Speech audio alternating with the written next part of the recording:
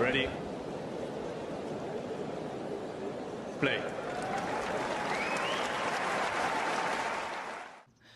My name is Clara Towson, and I'm a friend of the show. Boom. I am Francisca George, and I'm a friend of the show.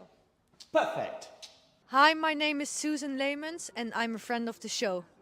Boom. Yeah. My name is Zainab Sammaz, and I'm a friend of the show. Boom.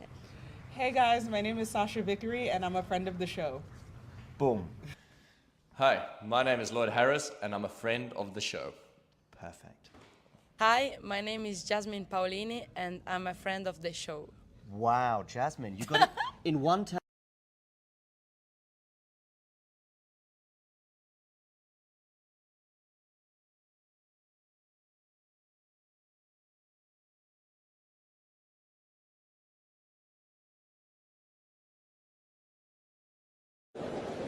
Ready? Play. I want one more thing from you, Francisca. Can you look at the camera? And I want you to say, I am Francisco Jorge, and I am a friend of the show. Can you try it? I am Francisca George, and I'm a friend. I'm a wait. Go. It's okay. I'm Francisca George, and I'm a fan of the show. One more time. Can you say, I'm a friend of the show? Friend. Like amigo. Friend. A friend. So, because we joke, we have players come on all the time.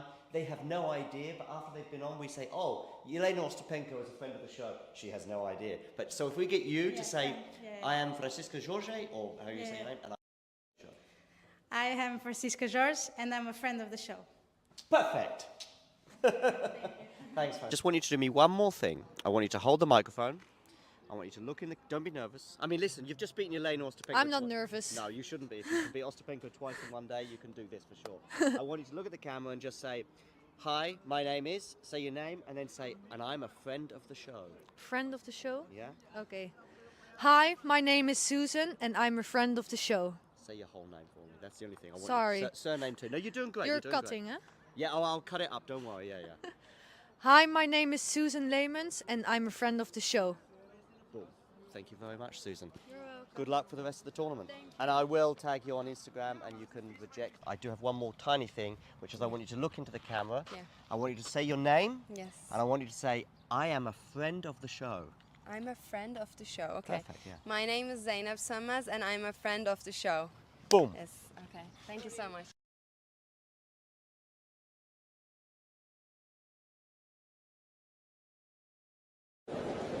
Ready?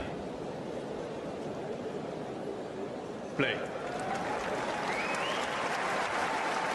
First serve from Djokovic. Mercedes slices into play. Backhand Djokovic is going to be at the net. Going to try and put the volley away. Now Mercedes is going to cross court. Oh, just long. Went for the pass right by Novak. It's another match point for Djokovic, this time on his serve. Don't worry, little Miss Djokovic. Your dad is probably about to win and you can finally go to bed. Advantage Djokovic. Musetti waiting. Seeing if he can save this match point. Depends if this is a first or second serve. First serve is good. Block back return from Musetti. Inside out forehand from Djokovic. Backhand Musetti to Djokovic. Forehand. Doesn't need to worry about it. The backhand is long from Musetti. The crowd are on their feet. Ladies and gentlemen, Novak Djokovic is back in the Wimbledon final. And it's the rematch that once Sinner went out, it was the rematch we wanted. So it's Novak's 10th Wimbledon final. If I'm right, he's won 7 of the previous 9. Now it feels like there are boos for Novak. Not a fan of the violin celebrations. Yeah. The crowd, not me. I'm okay with them. I think they're fun. Anyway, this story seems to be running and running. And one thing that is running is Novak Djokovic into his 10th Wimbledon final. He's lost 2 of them both to Andy Murray, was it? No, Andy Murray Murray Alcaraz. Sorry, Murray say again? Alcaraz. Oh, Alcaraz, of course. Yeah, 1 to Andy Murray, 1 to Alcaraz. Yeah. It's a point of frustration for me that he never lost one to Federer. Right, yeah.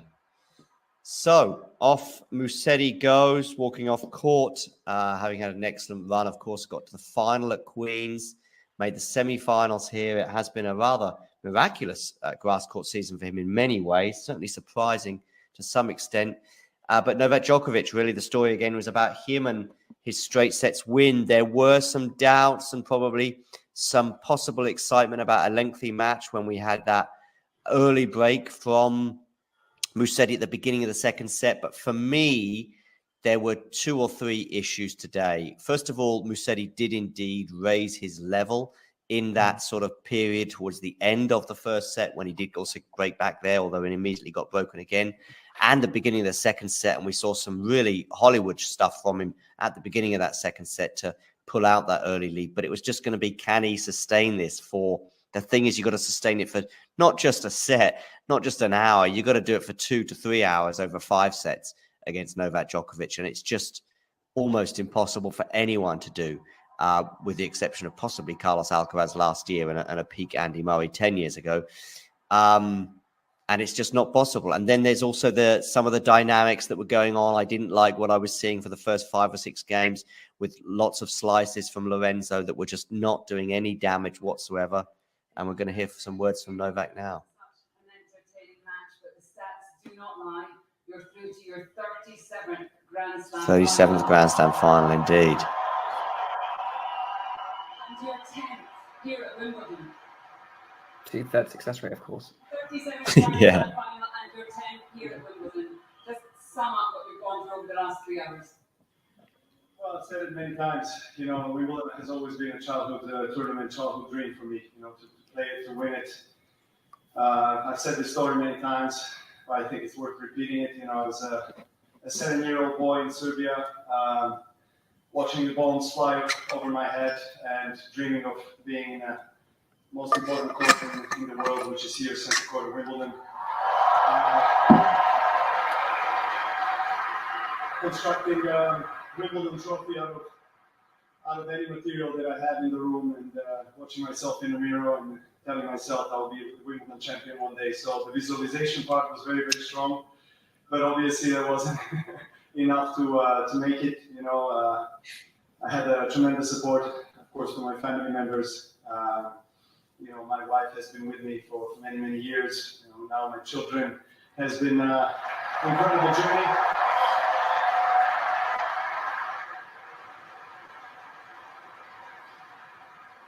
It has been an incredible journey, so I try not to take it for granted. Obviously, every single time I find myself on this unique court, you know, I really try to enjoy it, you know, but obviously during the match, it's business time, you know, it's trying to do your work, trying to outplay your opponent, and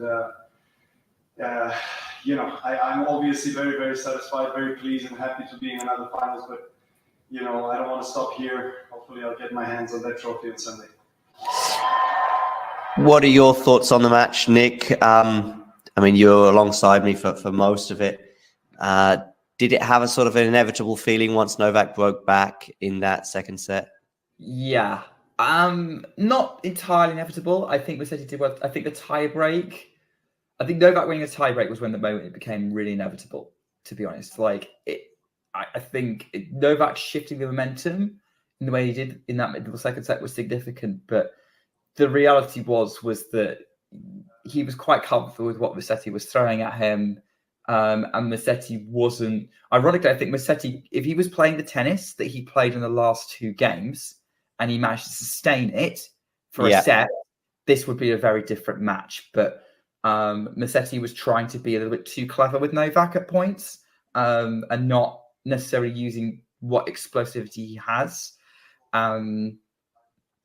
So nothing, and so that I think that's kind of how it went. So once the second set tiebreak went the way that it did, it was pretty obvious that this was going to be Novak's day, and he was always going to be a heavy favourite for this. And we've got the final we expected. Yep, indeed. A little tweet here from Mario. Carlos and Novak are the first pair to meet in 2 straight Wimbledon finals since Djokovic himself and Roger Federer did so in 2014, 2015. So Novak has just said he would like to be getting his hands on the main prize, the first prize, of course, the trophy on the right on Sunday. Will he be able to do so? Well, make sure you tune in and hit like and subscribe, because we will be bringing you that match as well, of course, as the women's final tomorrow with Nick. So yeah, lots to look forward to. Any final comments, either one today or anything related to tennis? Just that I'm very excited for this women's final that's happening tomorrow, not just because I'm commentating on it, but because I think it's going to be a really fun match between two players who have fantastic ball control and quality, and it's going to be fun seeing who's going to bring the ultimate level. Well, big thanks for you, Nick, for joining me today. Thanks for letting me have you. And for the rest of you, you know the drill. If you enjoyed this video, make sure you hit that like button. Don't forget to subscribe and click that notification bell so you don't miss out on all things tennis.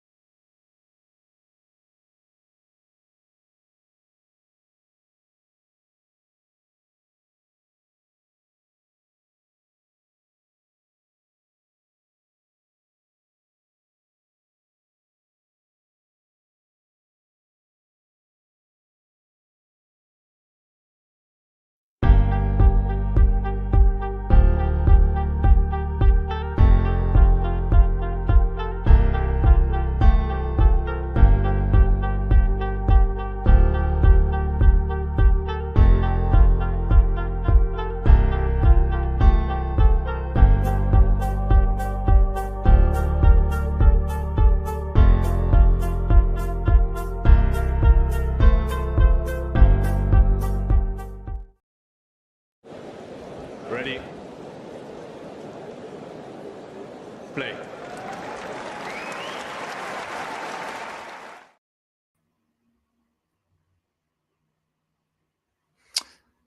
Hello.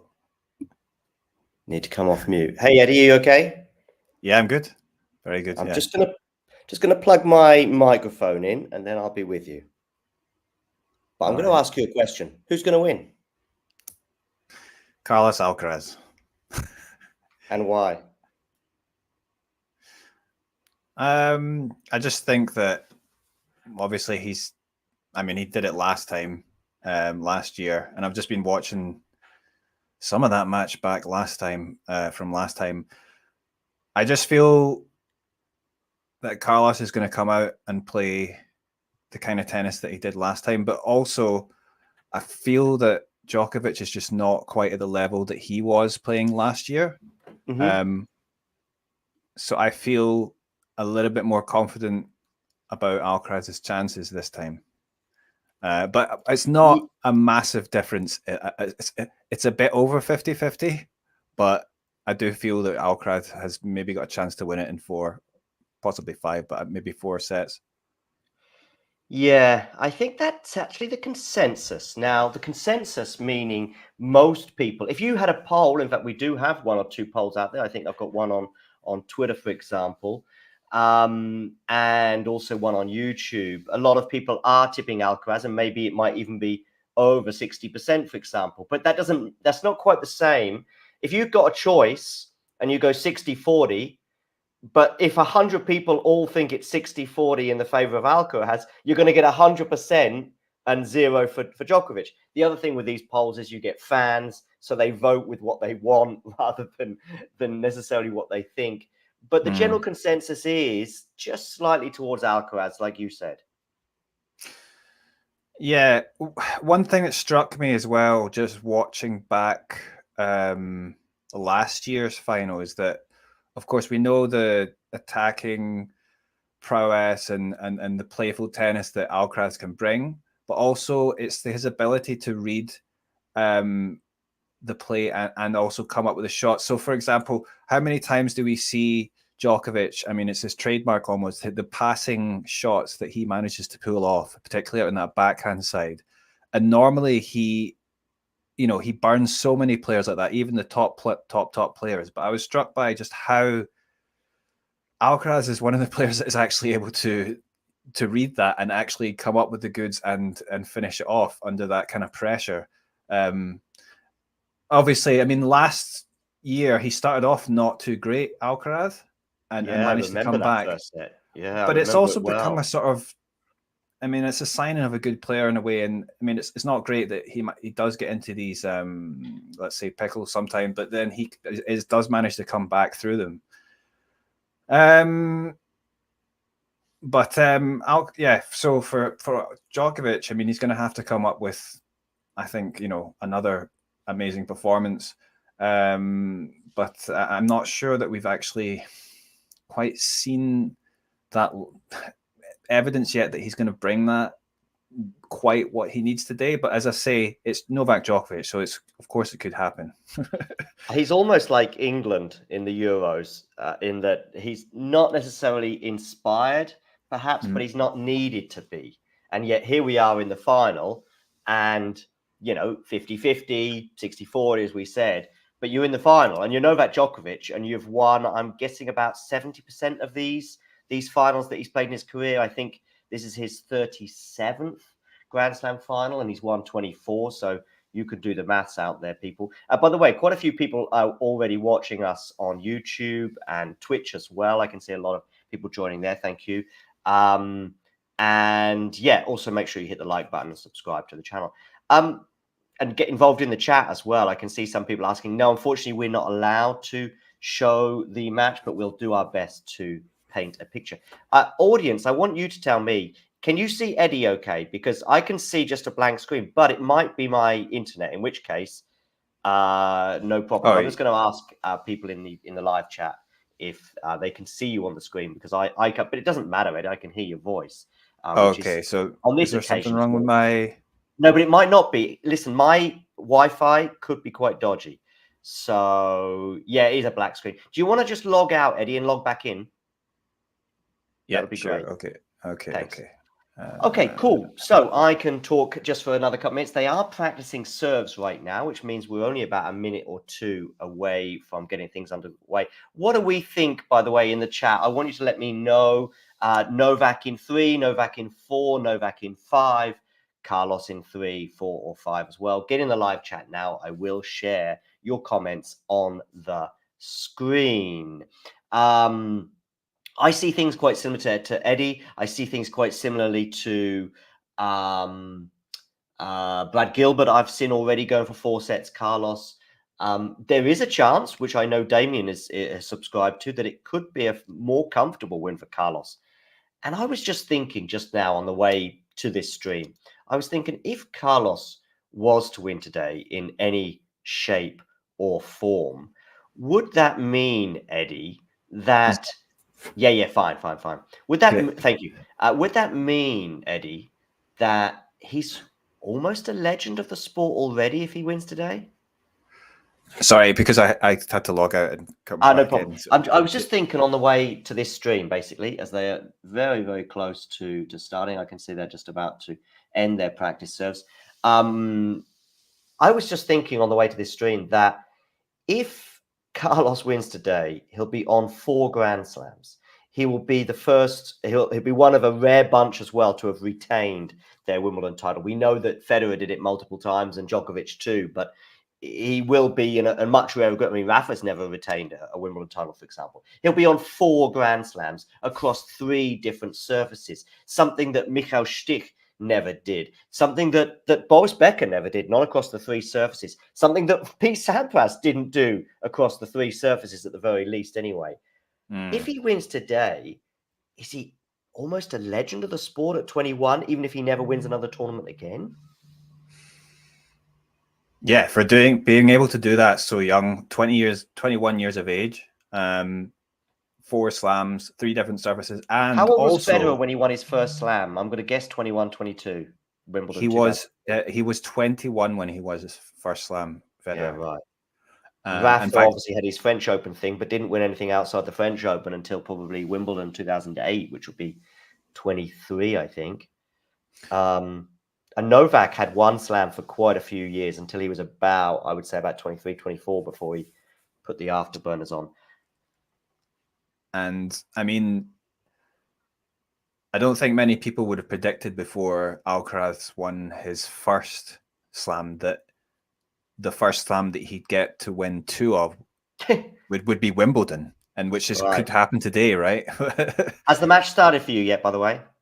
Actually, no. I've just got Djokovic just bouncing the ball up and down, and he's about to serve. So I know exactly where we are. Then I'm 1 point ahead, but I will keep Sturm or potentially even just press pause so we are in sync. I'll do one or either depending on how the first couple of minutes go. Hi Ghosty, hi Ashley, hi Julian as well in the live chat. Julian was first on the board, just like Alcaraz is right now. Djokovic, by the way, serving first, and so the first point goes the way of Carlos. I do remember that first game last year, by the way, in that I know the set was 6-1, and it was like, oh, okay, this could be, you know, a bit of an anticlimax in some ways. We'd just come off the French Open semi-final. But the first game last year, Alcaraz had chances. It went to deuce, and I think he even had a few break points. It was one of those really tricky holds for Novak. And I thought, oh, I wonder if he's going to regret that, you know, in what might be a 7-5 or a 6-4 set. And sometimes at the beginning of a match, Eddie, you sort of have all these chances and you think, even against Novak in a Wimbledon final, you sometimes think, oh, it'll be okay. I'll get another chance in the next game. And before you knew it, the set was gone. Yeah, I mean, I remember thinking how disappointing it was to start to the match when Alcaraz ended up losing that set 6-1 because it, you know, it wasn't competitive really. I mean, there were some good points, but Djokovic was clearly on top. And then, but I think that shows the resilience of Alcaraz is that he's able to go down like this and it doesn't get to him. He keeps going, and he was able to find his level. And the second set was actually really exciting, and then he edged it in the tie break, didn't he? So yeah. Some people talk about that backhand that Novak put into the net. We're at 15. Well, it's 15-30 now. That was yeah, a bit of luck on the net cord there for Alcaraz to bring it to 15-30. Yeah, there was sort of 2 points of the match that people sort of highlight. And in fact, a lot of people would go more for the backhand that he put on into the net on set point than the one in the 5th set. The only thing I would say, I can see both sides of the argument. I've often gone for that drive volley that he missed on break point in the 5th. That backhand he put into the net was from a neutral position. He wasn't going for a winner. So even if he doesn't make that, even if he does make that backhand, it's still a 50-50 point. The other way around is if he then wins that point, he wins the set. Whereas, of course, in the 5th set, he still had a long way to go to serve it out, if you like. But both of those 2 points, both of which were unforced errors, both of which went into the net, are sort of legendary when it comes to that game. Yeah, I mean, that one in the final set, it was quite... I mean, that ball was sort of coming down over him, and it was probably going to go in. See, it maybe took him a little bit by surprise in terms of, but not only that specifically that ball, but also just what had come before that. Alcaraz was defending really well and getting balls back consistently. That was, yeah, I think he was probably just a little bit shocked that was coming back like that. And then obviously the error came out, and obviously Alcaraz, he does have that in his locker, which is, you know, he's got the defensive ability, but also that attacking prowess that's just very scary when he puts it all together. Yeah, right. This next point is quite special in some ways. Are you on the deuce point right now? Yeah, I'm on the Yeah, so it's deuce Novak right now. serving, and they're going backhand out. Oh, it was nicely passed with a forehand by Alcaraz. So he gets the first break point. I'm going to press pause so we're in sync. I've got Novak about to do a second serve, I think, on this break point. As soon as you see him bouncing the ball for his second serve, let me know. Just interrupt me as well. Okay, now he's bouncing the ball for the first serve. For the first serve. Okay, let me know when he's bouncing for the second. Hopefully, I'm not destroying your day by telling you he doesn't get his first serve in. Alcaraz all business today. Okay, now he's bouncing his ball for the second. Great. All right. So I'm about to watch his second serve. I'll talk us through this point, and if I'm ahead or behind you, apologies, but it'll be 1 second either way, I hope. Alcaraz. He's about to serve. Goes into Yeah. the forehand of Carlos. Backhand from backhand right now. Backhand cross court from Carlos. Backhand from Novak. Here we go. Forehand into the net from Carlos. Ooh. Was I ahead or behind you? Do you know? Possibly slightly ahead, but it's not really much different, so it's okay. There's a question in the live chat, by the way, I do want to address because it's not something I'd thought about, and it is a good one from Sean about serve and volley. I think it is something that Novak will do sometimes. And I think the reason is so it's not really a tactic that would be common against either of these two opponents. You know, it's not like we're looking at a Medvedev scenario. We're not looking at a Cressy situation or even just somebody who's often doing serve and volleys. But both of these players are capable of doing so.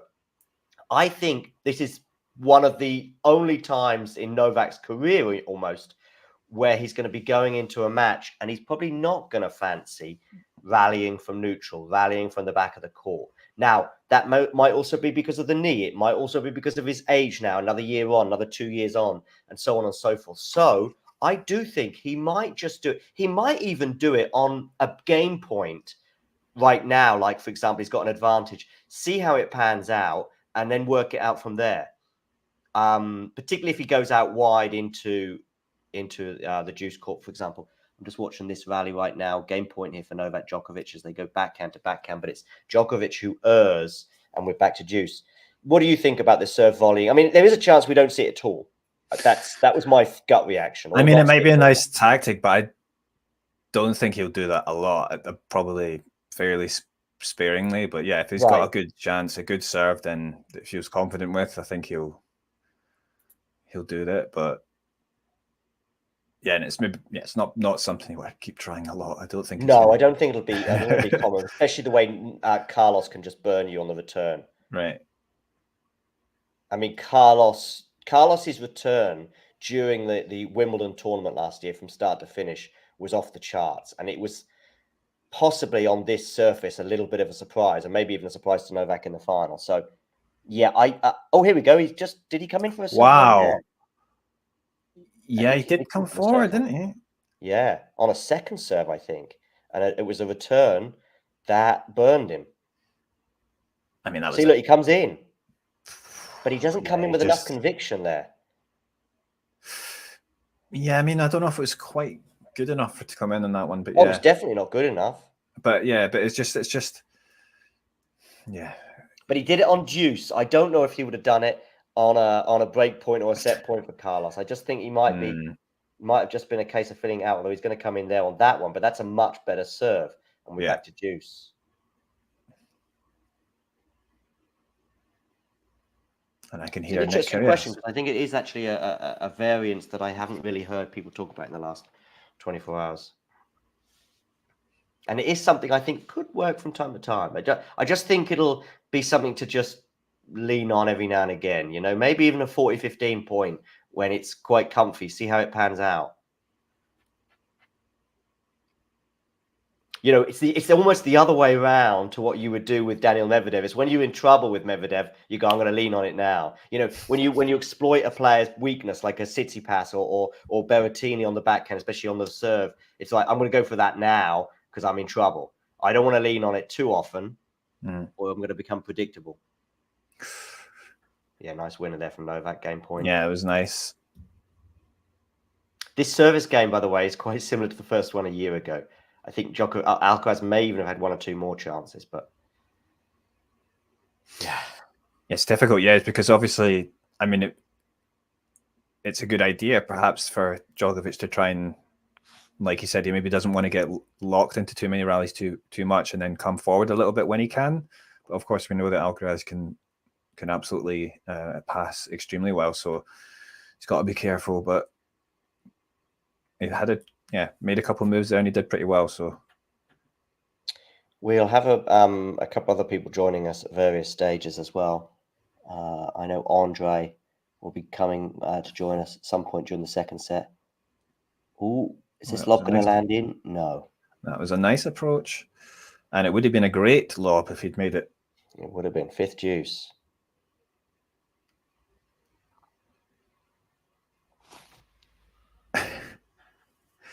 Yeah, it's already the first game, and I mean, it's quite long already. What time is it where you are, Eddie? It's 10:20 p.m. 10:20. I mean, a straight set's for one way or another, and it's a normal night. But if it's anything other than that, I mean, this is always the same every year with Wimbledon. I just have to, if it's a straight sets, it's a normal night, and then otherwise it's just I'm up to 3. I'm up to, God, you remember the final Federer against Djokovic in 2019. Yeah. So you've been in Korea for quite a few years then. Yeah, exactly. But that was oh wow. Now that's the return from 2023.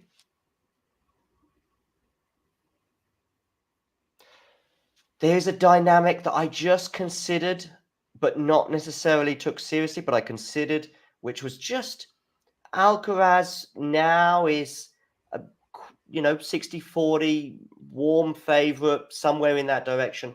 That maybe is a little kind of unusual for him, maybe against Djokovic, and just thought that maybe there might be a pressure scenario, but put that back into the net, so we're back to deuce.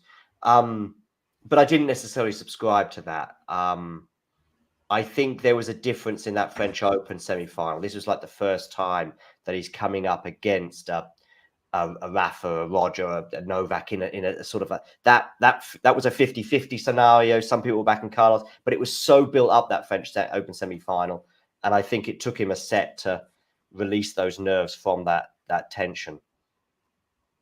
It's a lovely return from Carlos. Another, but he's not put it away. But he has now basically. I mean, he had 3 chances to put that ball away, and I think he just went maybe the slightly not easier way, but he had a target in a way. When you've got a target, it's a little easier to go in that direction. Just low and hard. He could go the other direction, which is kind of an open court.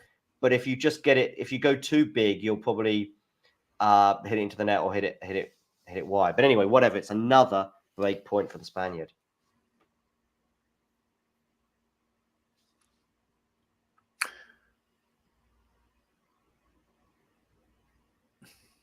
And it's another excellent first serve from Novak Djokovic.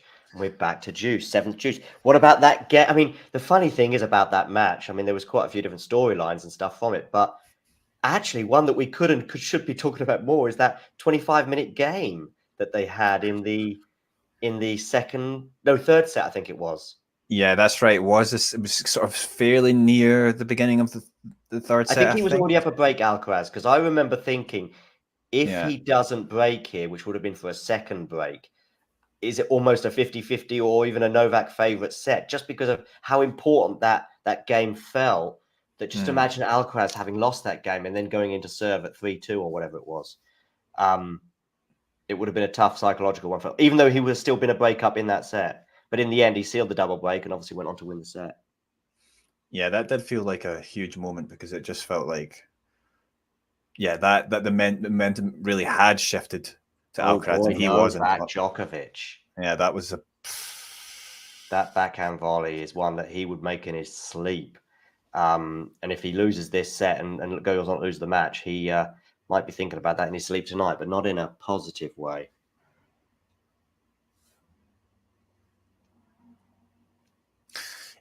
He gets around Rod Laver. I know, for someone so aged. Yeah, another break point here now for Alcaraz. I'm not sure if this is 4 or 5. Will we get another classic Djokovic first serve? I don't think he'll serve volley here. Oh, into the body. It was quite good. Oh, but it's just he's put it wide. He's put it wide. Yeah. That was do get the early break. Unexpected, but I suppose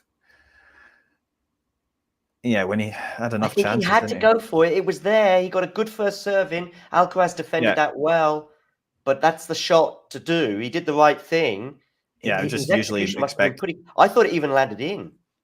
Yeah, I just we'd expect him to get it in and get it on the line, but it was just wide. So So, one love, but in a way, if it had been a routine break, you'd go, first of all, you go, oh my goodness me, but you'd also be going, well, maybe those out there that were predicting Carlos 3 sets. I just feel as though the nature of that break, it almost feels like this could be quite fine margins today. And it might be significant because of that, but it doesn't tell me that Carlos is necessarily going to run away with it in any way that a comfortable break might have done. Yeah, we'll need to see if he can hold here because, I mean, in the last match, he did not start serving well in terms of his first serve percentage. So against Medvedev. Yeah, right. Yeah, his first serve percentage in the first set was about 50% or something, and it basically cost him a set. Might have been less. I think it might have been. Yeah, actually, it might have been below 40%. I think it was 48 or something like that. Yeah, okay. just It was under, maybe he recovered it a bit during the tie because I think at one point at about 5-all or something like that, it was like 33%. Right. That's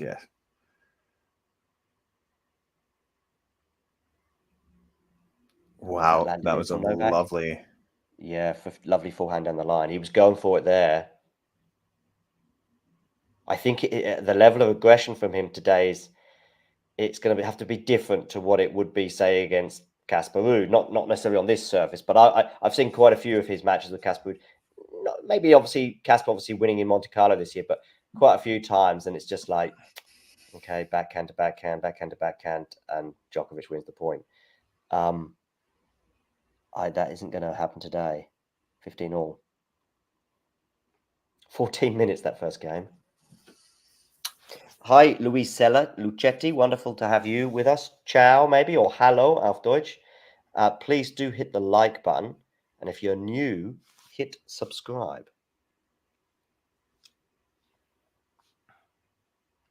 Yeah, so 15-all, and then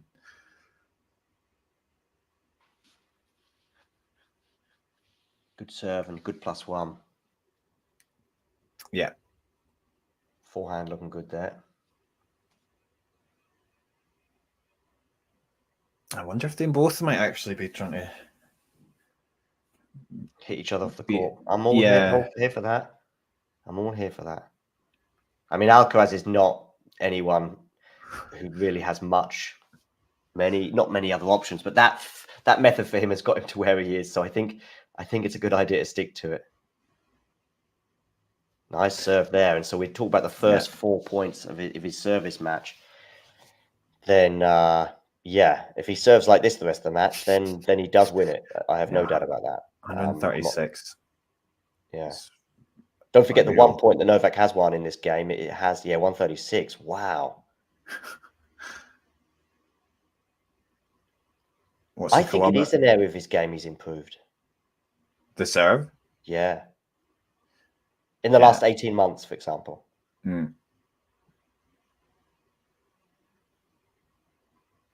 Because the reason I say it in that sort of tone, Novak's gone wide there.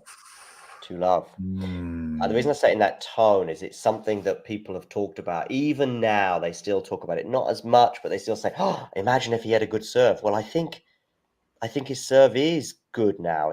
Maybe spots, not always. But in terms of speeds, it feels better than it was 2 years ago and maybe even 18 months ago. Yeah, I mean, I guess it's just like, having the speeds is good, but obviously against elite returners, if it's not placed well, then you're going to give them a bit of a chance, even if it's quite fast. But maybe it's just a little bit inconsistent, but I don't. There's still areas of improvement, but I think it's better. Yeah, it's just he's still only 21. We have to remember this is very young. Oh, he goes to the cross. I thought he might go for the lob there. Don't know, Julian. I'd like to see. We had at the next gen finals, there was like some of these speed tests and agility. And do you know what I'm talking about, Eddie? Last year at the next gen finals, the players all basically did tests before the match, I think, or before the tournament. And Feast basically came out on top in every category. I do remember that. I remember reading about that. Yeah. Okay. Poor volley there from Novak. That's 2 in quick succession. And his net approaches today, which he's done far more often than Alcaraz, have not worked. 2 out of 8. I mean, it all depends on the dynamic of the point, but I certainly remember those 2 volleys that basically cost him his serve, and who knows, might cost him again. Yeah, a double break here would not be good news. It's going to be a second serve.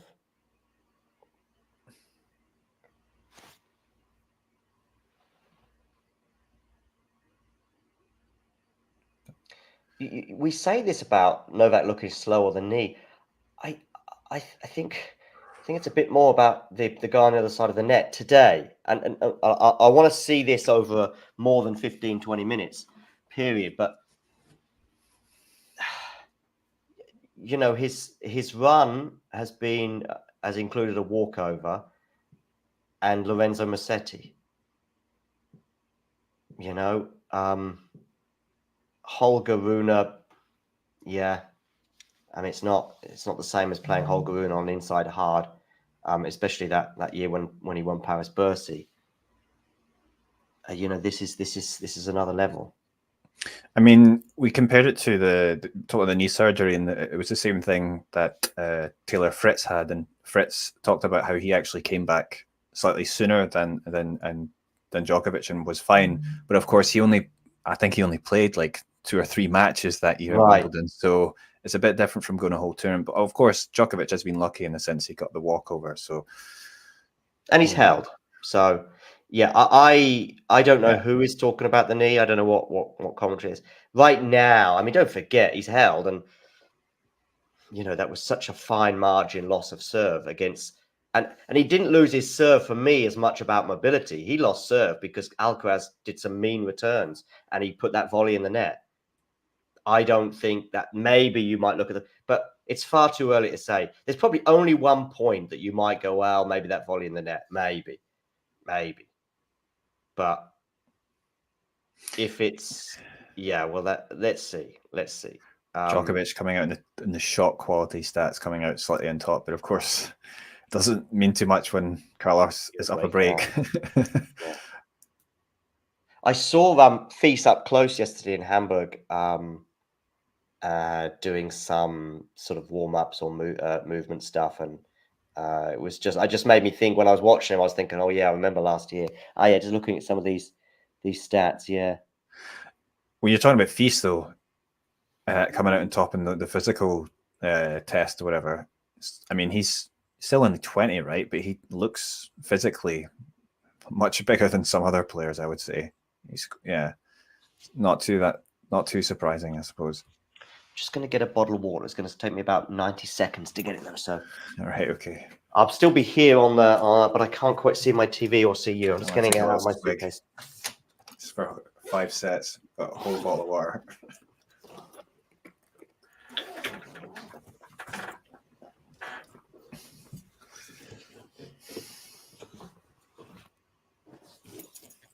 Oh, very nice drop shot there from Alcaraz. The first. That sounds like the first drop shot of the match.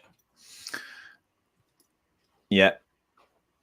It was very nicely done from Alcaraz on the forehand side. Yeah, and that might be crucial today, just his touch, how delicate it is. Even when he's getting the ball blasted at him, he's got that in his locker.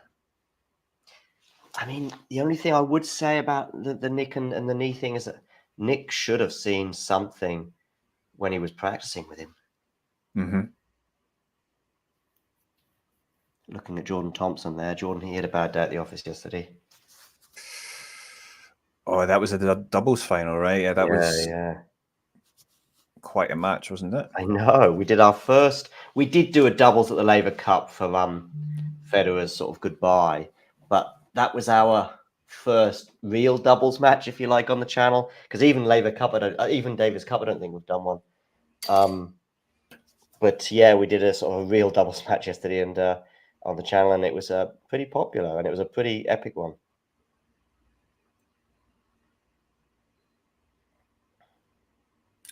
Carlos serving well.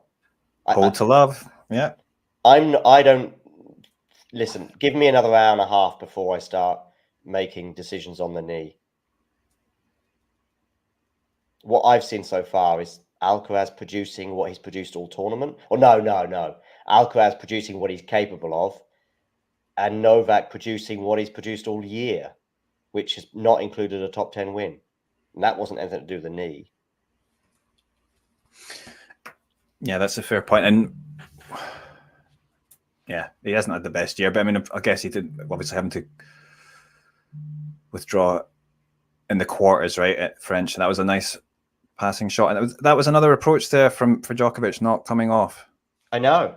Yeah. Because I think from the back of the court, right now where these two players are, that's not to say the dynamics can't change and Djokovic feeling super confident and then maybe in a few months' time. But right now, I don't think he can win this match from the back of the court. At least he doesn't think he can.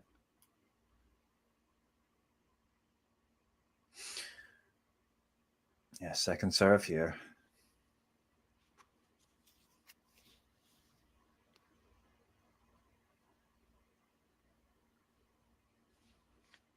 He's coming in to attack it. And I think that put Novak off because actually he came in to attack it, but it wasn't as good as it needs to be when you come in to attack it that much. But he got away with it because Novak blundered on the forehand. Yeah. He got it quite deep, but it wasn't too hard. And attacking it was the right idea because it wasn't the best of second serves. He was already in that position, ready to pounce. Should he need to? That's going to land out 15-30. But normally you at least put it to one side or the other, you know. And I think he would have liked that, but in the end, it sort of was down the middle. And I don't know. I think it just threw Novak because really he should have made that. When you attack the serve that much in that manner, you either win the point very quickly or you err, if you like. It's not very often that the next shot is a reasonably comfortable forehand as it was. Anyway, we're back at 30 all, so the danger zone for Djokovic has been averted for now. Yeah, it was a nice serve, and he might need that today. Oh, and he's capable of that. Mm-hmm. I mean, against Rune, we're going to have a break point. Against Rune, his serve was very, very, very, very good. Maybe he still had another gear to go up on the serve, but it was very, very good. And Rune couldn't handle it. See, that's the kind of backhand, though, that one up the line there you wouldn't expect Novak to make in the past.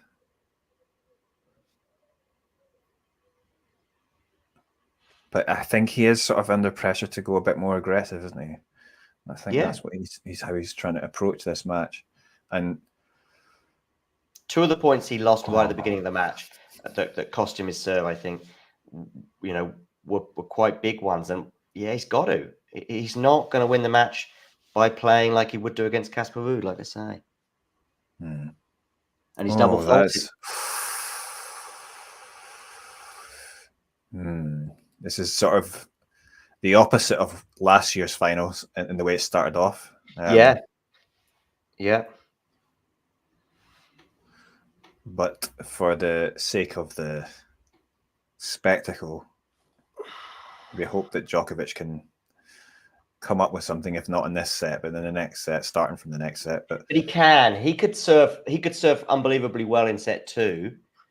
You know, he could have, or just really well in set two, win the set on the tiebreak, for example, or get sneaker breaking, and then suddenly we're one set all. I mean, this is, like I say, as you rightly said, last year, we know how the first set panned out. Age possibly catching up. I mean, yeah, it's not been a great year for Djokovic. I mean, aside from even considering, you know, obviously he's been injured, but where is he in the race now? I'm actually not sure where he's in the race. He'll probably be in the top 8 now. He's in this final, but he was well out it at the beginning of the tournament. Okay. I think he was at 11 a couple of rounds ago, maybe a bit more. But given that he's now in the final. Okay, yeah. Top 8 still good, but I mean. Yeah, it was looking like if he didn't play Wimbledon, right, then not making it would have been a distinct possibility by him just not playing Wimbledon because of injury. Backhand battle here. And Djokovic puts it into the forehand, and the forehand error from Alcaraz there, going long. So 15. The fourth man in the Open era, age 21 and under, to have won 4 majors or more. That's what Alcaraz would be if he won this. Wilander must have stopped at about 4, didn't he win? Maybe he won more. Maybe I'm being harsh on you. Sorry, Mats. Yeah, he did win a few. I thought he won 4 or 5. He won. It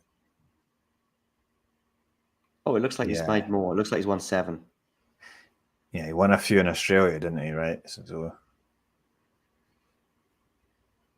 which was one that Borg never played. They never went beyond the quarters at Wimbledon, but he won 3 Australia, 3 French, and 1 US.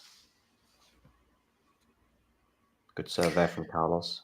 Yeah, you really do wonder how Borg's career would have turned out if he'd actually played beyond 26. Yeah.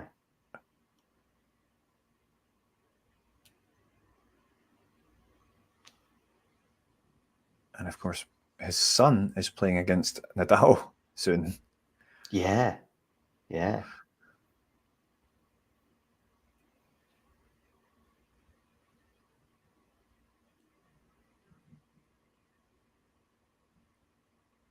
right. On Tuesday, I think that'll be a singles match.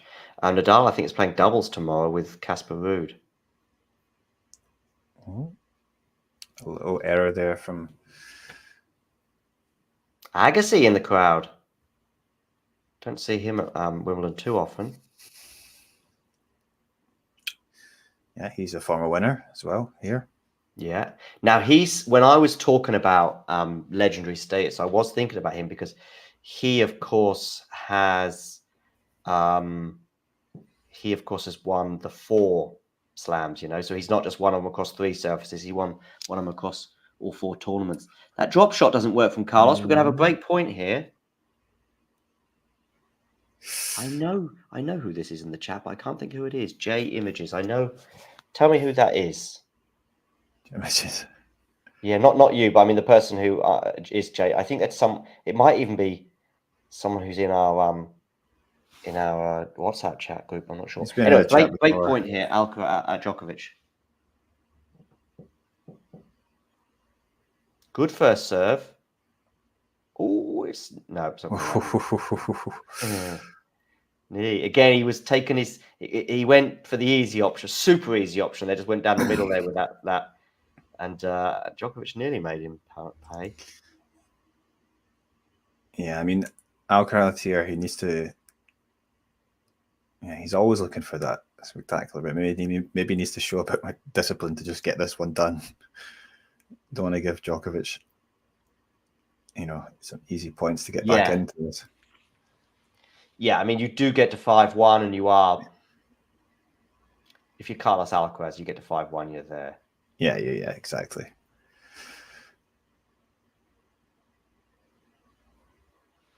This is an interesting rally. Novak's going to go long on it. Yeah, but he can't. He's got to go for the lines. He's got to go for. I mean, it's like I say, it's possibly the first time in his career we are at this point. You could argue against Yannick in Australia this year, maybe, but it's not very often. It's normally the opponent. I mean, I remember during the US Open run that Djokovic had last year, and I was doing a few streams with Damien, and it's like, this is the kind of guy who might beat, Marozsan as an ace down the tee, so it is 5-1.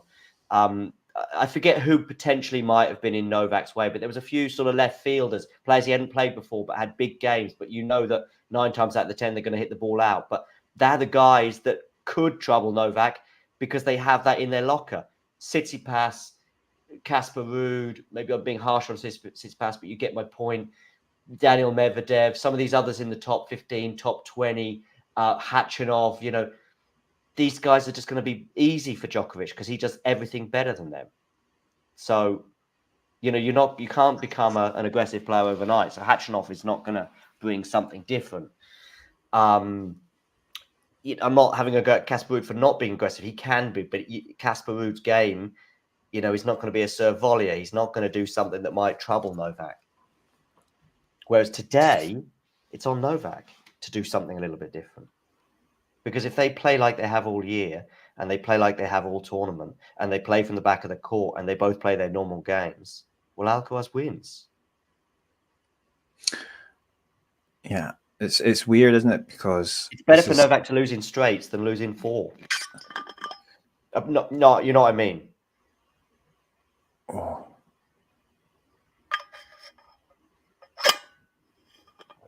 Oh, I thought Carlos might win that point. 30 love. Yeah, it's weird this time because it does feel like Djokovic has been pretty much universally picked as this underdog here, and that's not something we've said much at slams for a long time. But yeah, I mean, I guess this year it's a slight underdog, but it's most people. Yeah, but in a slam final, it's kind of unusual. Yeah, for sure. 40 love. Hi, Jenny. Jenny, please do hit the like button, and if you're new, hit subscribe just below, and we can keep bringing you streams like this.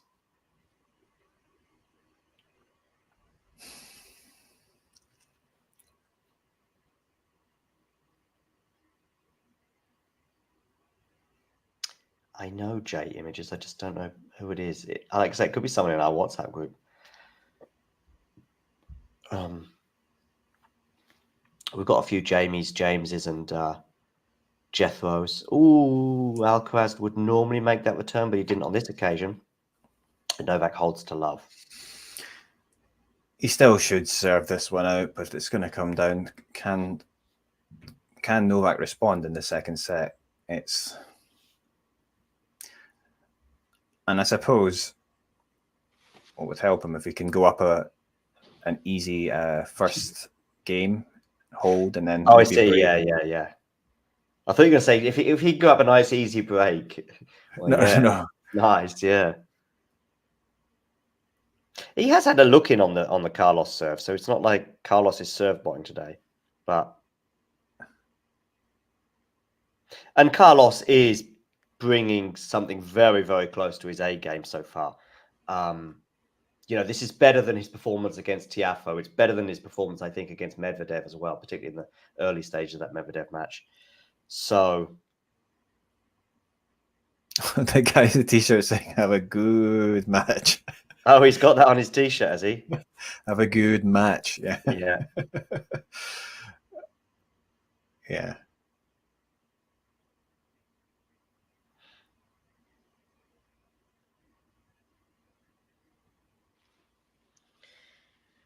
Okay. Yeah, it does become quite scary though. If Alcaraz does get this done, then you start to think, well, how many is he going to have by next year or the new year after that? I mean, at the moment, in terms of slam winners, obviously Sinner is a player that we know will be competing for slams, and I guess perhaps Medvedev, he's got another one in him, but right now it feels like really right now it feels like there are 3 slam winners out there. Novak, Carlos, and Yannick going into each slam. The next one in particular, double fault here from Carlos, so it's 15 all.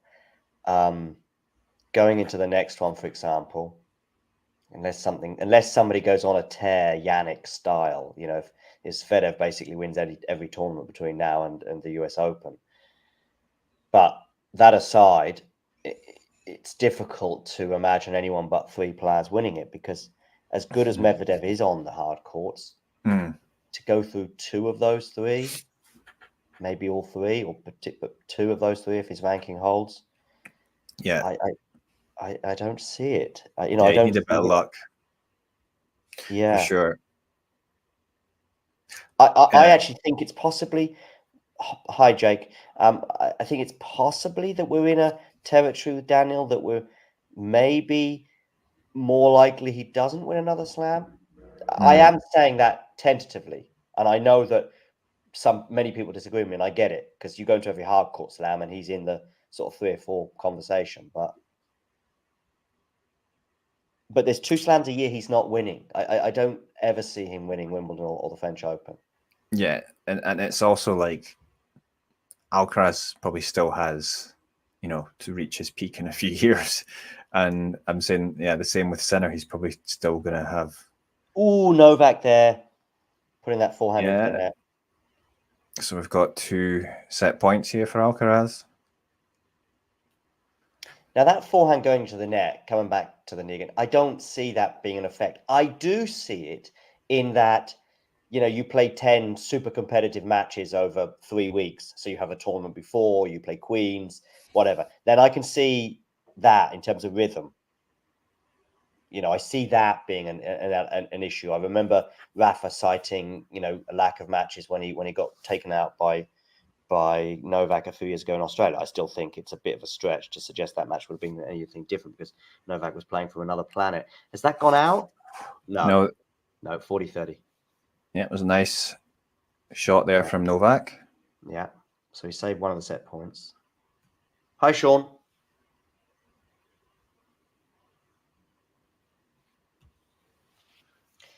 Yeah, Sean, I know what you mean, but who knows? There might be someone who's 15, 16 right now who comes along. There might be someone who's 18, 19, or even 20 or 21 right now who goes up a gear. You only need Zverev to go up a gear, and he's held, and he's won the set 6-2. Boom, boom, boom. Very similar to the first set from last year, as we said, but it went the other way. And of course, last year we had that very long first game that Novak held in. This year, that very long first game ended up being very, very important. And Carlos wins the first set 6-2. So if you had Carlos in straight sets on your bingo card, then things are looking okay. If you have Novak in straight sets, I have some bad news for you.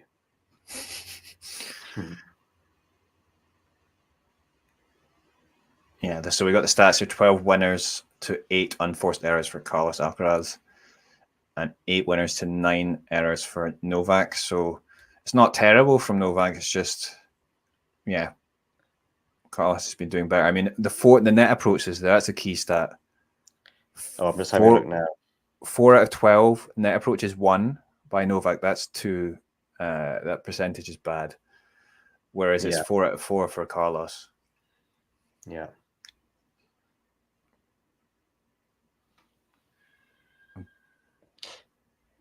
I'm not super surprised. I wouldn't have predicted this exactly, but I'm not falling off my chair in shock at this either. I would have been a year ago or more, definitely. In fact, I would have been at any time in 2023, bearing in mind where Novak was. But this is Novak 2024 at the moment. Yeah, I just felt different this time. Just like he hadn't really been tested, and obviously there were some doubts about his knee and stuff, and he had some difficult matches against perhaps players that maybe he shouldn't have done. There was one against Fernley. There was one against who else was it? He dropped the set against. I think his first 3 rounds he dropped a set. Didn't he? He dropped a set against Fernley. Dropped a set against Popperin, and I think he dropped a set. I think he dropped a set in the first round as well. I'm just going to check. I mean, obviously that was maybe partly because he was worried about the knee. He was maybe not quite moving as he wanted to be, but no, he won in straight sets in the first round. But I mean, so I actually think Popperin in the 3rd round is tricky. I suppose it's on. But it would probably be more. I would have thought that, to be honest with you, that would have been much trickier if it had been in the first round. If he has Popperin in the first round, I think, ooh, wow, that doesn't come much trickier in a way. And you got to test that knee. Getting me in the 3rd round sort of helps. So his run has been Kopriva, Fernley, Popperin, Rune, Walkover, Musetti. Not bad, I think. Not bad. Yeah. Not going to be testing him. But I guess, suppose, mentally or physically.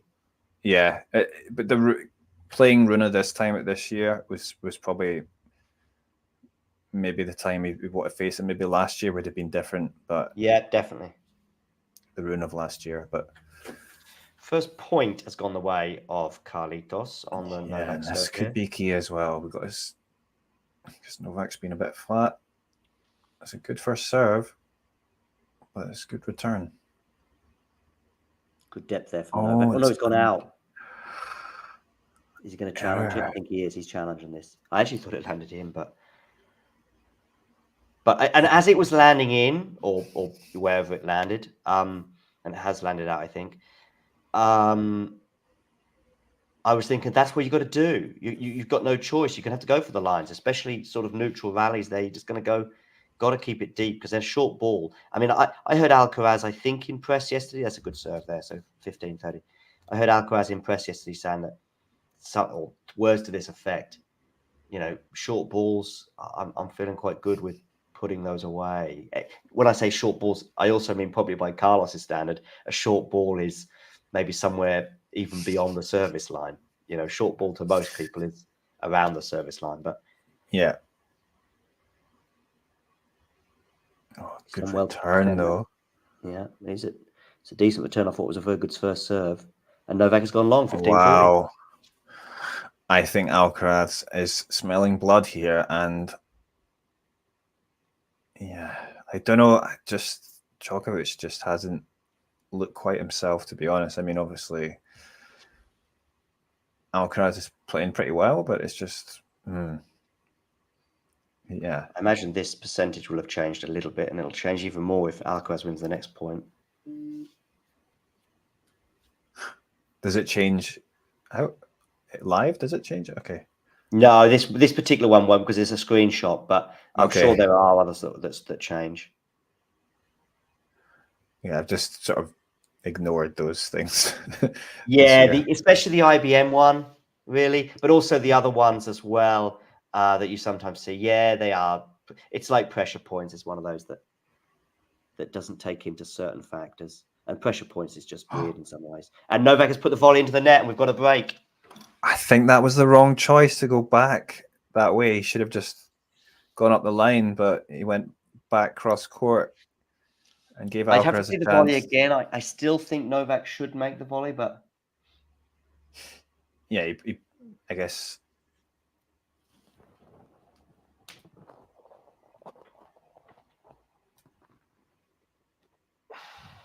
Yeah, he doesn't seem to be backing off from this, though, Djokovic, in terms of wanting to come in and approach when he can. So it's,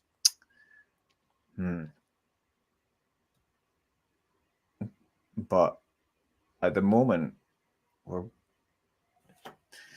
in danger of this being not very competitive, to be honest.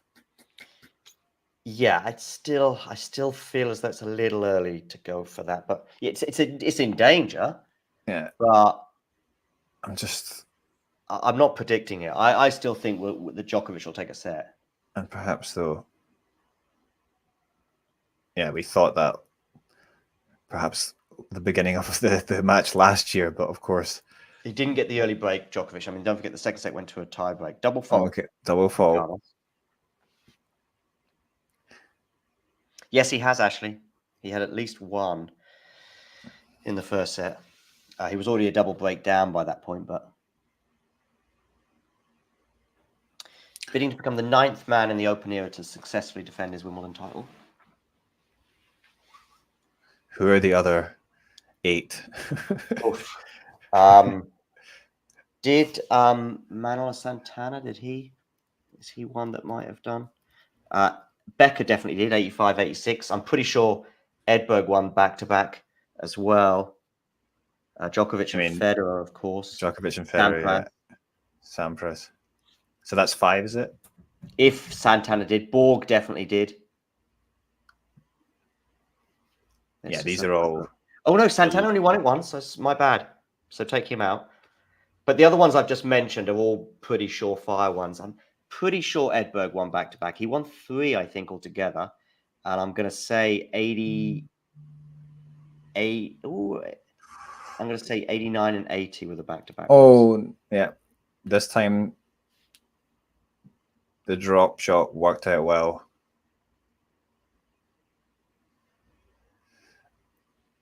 I think Ashley's trying to say that Carlos may bagel him. I think that's supposed to be bagel. I think it's a little Early to say that. Yeah, that's a bold pick. Put the bet on. Yeah. Oh, decent return. Oh, actually, Edberg only won 2. He went back in behind. Okay. 15. I mean, Carlos does look locked in here. Djokovic is going to have to raise his level if he's going to get something out of this match. I mean, he's going to win this set.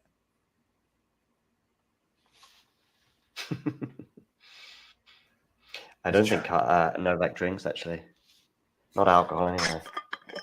2 game points here for Alcaraz.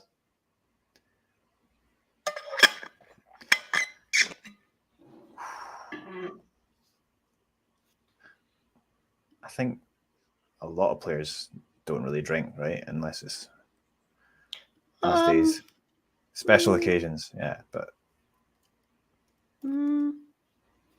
yeah, I mean, maybe not as much maybe they did back in the day, but yeah. Yeah, maybe I'm I think there might be 1 or 2 on the Challenger Tour. Maybe that yeah, maybe I'm overestimating the professionalism of some of these guys. I know that, like, we've got obviously Kyrgios. I mean, he doesn't even really play anymore, but he obviously liked to drink. But and I was listening to was it Bublik talking about how he used to go out sometimes when he was younger with Medvedev, but then Medvedev just suddenly changed his attitude and went really professional and ended up becoming one of the top players in the world. Yeah. Hey, Adrian. Oh, hey guys, you all right? Can you guys hear me? Very well, thank you. Hi, Eddie. So, what have you made of this so far? Double fault here from Carlos, by the way, fought juice. You mean according to the first set, or just? Yes, first set and a bit. Yeah, whatever we've seen so far.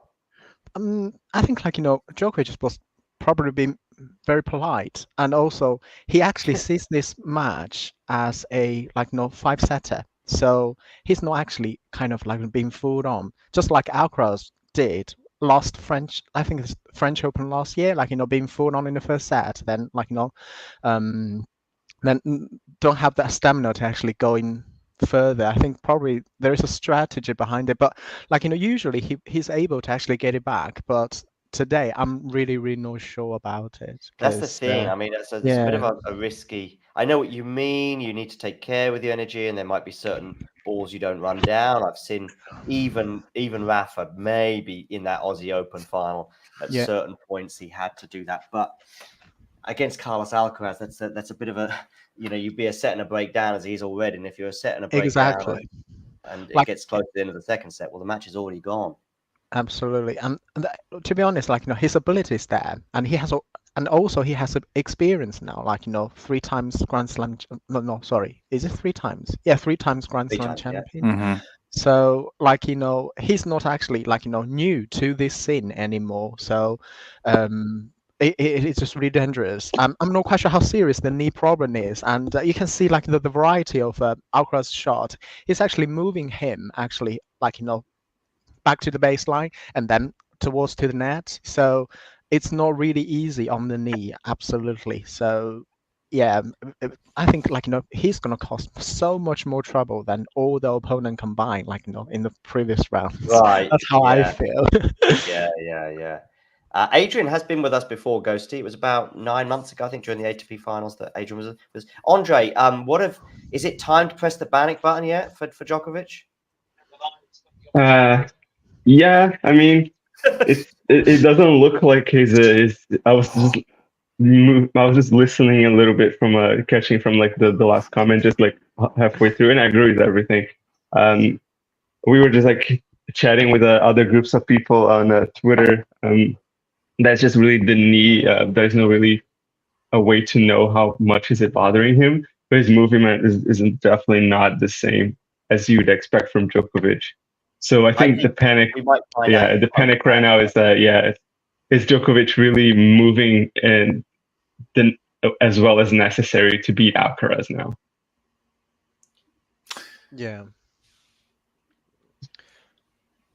Yeah, that's the issue, and probably explains some of the plays that he's been making, but it hasn't really been coming off for him because he's maybe playing slightly different than he'd naturally like to do. One of one of the things that I saw on the in this match is that, like, because I think serves probably, or the placement is one of the shortcomings of like Alcaraz's game. But today, Djokovic was not actually returning that well. I'm not quite sure it's the injury or like he was just being polite in the first set, but he's not actually like full on returning the serve. So if that pressure is taken off from Alcaraz, then like basically it's like whatever you can do, I can do better situation for Djokovic, by the them. way, just Yeah. double faulting as well. Yeah. Yeah, this is a good serve from Novak, but then it's returned. Oh, it's gone. So he gets away with that one there. So speed, spin, depth, and width of return. Just looking at some return stats there from Alcaraz. Just I mean he was returning out of his mind in that first set. Anyway, 30 all here. Yes, I'm getting a feeling from Alcaraz that he's kind of taking the same approach as Djokovic when it comes to Grand Slam draws, where he's not necessarily giving his absolute best in every match, like in his own Alcaraz way, where sometimes he seems to lose focus. But he dropped a bunch of sets, and he kind of leaked a few games. Even some matches looked very close. So every time that he comes to a final now, like I'm getting used to the fact that he's Alcaraz, and he still might be able to win this, or he's maybe even the favorite. But he doesn't look like the favorite for like maybe a couple of rounds into a Grand Slam tournament, I think. Yeah, I'm thinking of that match against Tiafoe, for example. Yeah. Do you think he was just testing himself, like, because it's a 5-setter, like you need to actually let one set go to actually test yourself, like your stamina or also your mental strength. I think again, you can't play with fire. You can't just sort of go, you know what? I think I'll go 5 sets today and see how it pans out. But it's a lovely drop shot there from Novak to hold serve. And even Alcaraz can't get that one over. I think it's too dangerous to leak sets intentionally. Yeah, I watched that match. I don't think that happened at all. But no, yeah. There was a couple of sets that he served really well, Tiafoe, and that sort of helped him get over the line, those ones. But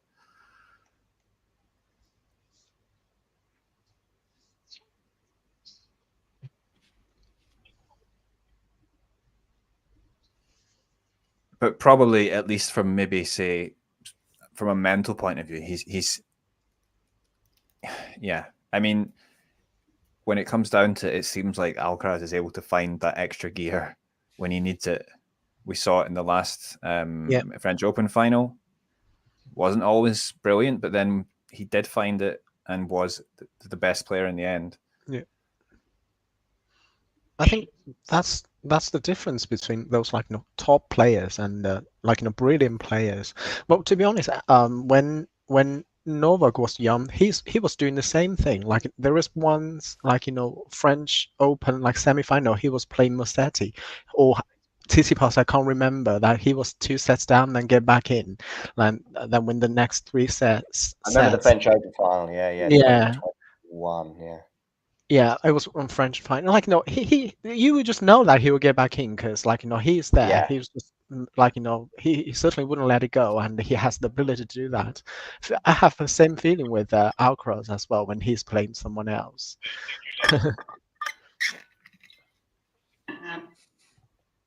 The variety Andre, of shots. what have the people of Twitter been saying? Are they sort of that various different narratives? But one of them is about, I've just been on Twitter myself the last couple of minutes. Is that Emma? Just talking Emma about Raducanu? Nole's level. Yeah, it is.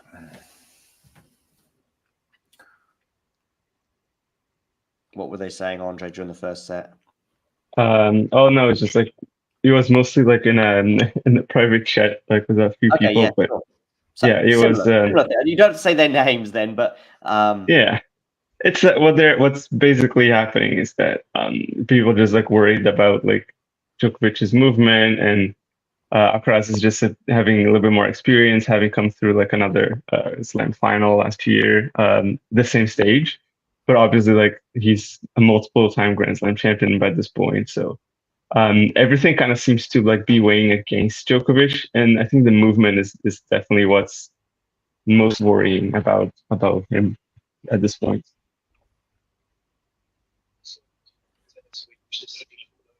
And I definitely can see that. Like I feel like just this forehand that he ran out to seemed very sluggish. It wasn't necessarily the best movements. He definitely felt like a lot more tired or less comfortable.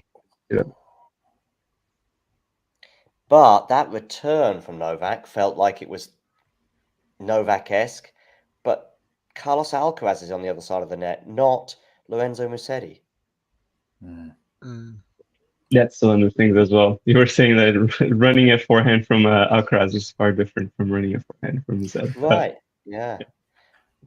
We're also talking about, you know, I'm just going to have a look at Djokovic's record this year, but, you know, he's lost to Luca Nardi, I think it was in the US Open. Who did he lose to in Geneva in the semi-final? Who did he lose to in the semi-final there in Geneva? I forget who it was, but the guy who lost to Casper Ruud in the final. You know, he's lost matches this year that, you know, you wouldn't necessarily expect him. That's a lovely drop shot there from Carlos to hold. So, yeah, I'm not seeing anything. So this is why I'm a bit. I don't want to put too much onto the knee, which I think everyone like. Listen, Djokovic is losing a tennis match. I think it's very easy to do that. If Djokovic says afterwards, "I woke up this morning and my knee was stiff and I couldn't move," sure, fine. But it's Carlos Alcaraz that, you know, and this is probably better than. Has he played Alcaraz this year? No, I don't think so. I don't think so. I don't think he's played Alcaraz this year. He played Sinner, but not Alcaraz. Played Sinner at least once, yeah. So this isn't. What I'm saying is this is nothing. That's not to say that Djokovic can't pull this off and make an excellent comeback and go on to win the match. So, but I'm just thinking this is not something we've not seen all year, and that was pre-knee injury. Yeah. You know, he's lost 6 matches this year. He's lost to Casper. Oh no, he lost to Mahach. That's who I was trying to think of. He's lost to Thomas Mahach. He's lost to Tabilo. He's lost to Casper Ruud. He's lost to Luca Nardi, and he's lost to Yannick Sinner, and he's lost to Alex de Minaur. He's only played one top 10 player. Oh, Casper Ruud as well. He's only played 2 top 10 players all year. Yeah, true. We should define it without facing a single one. Aaron is saying like this.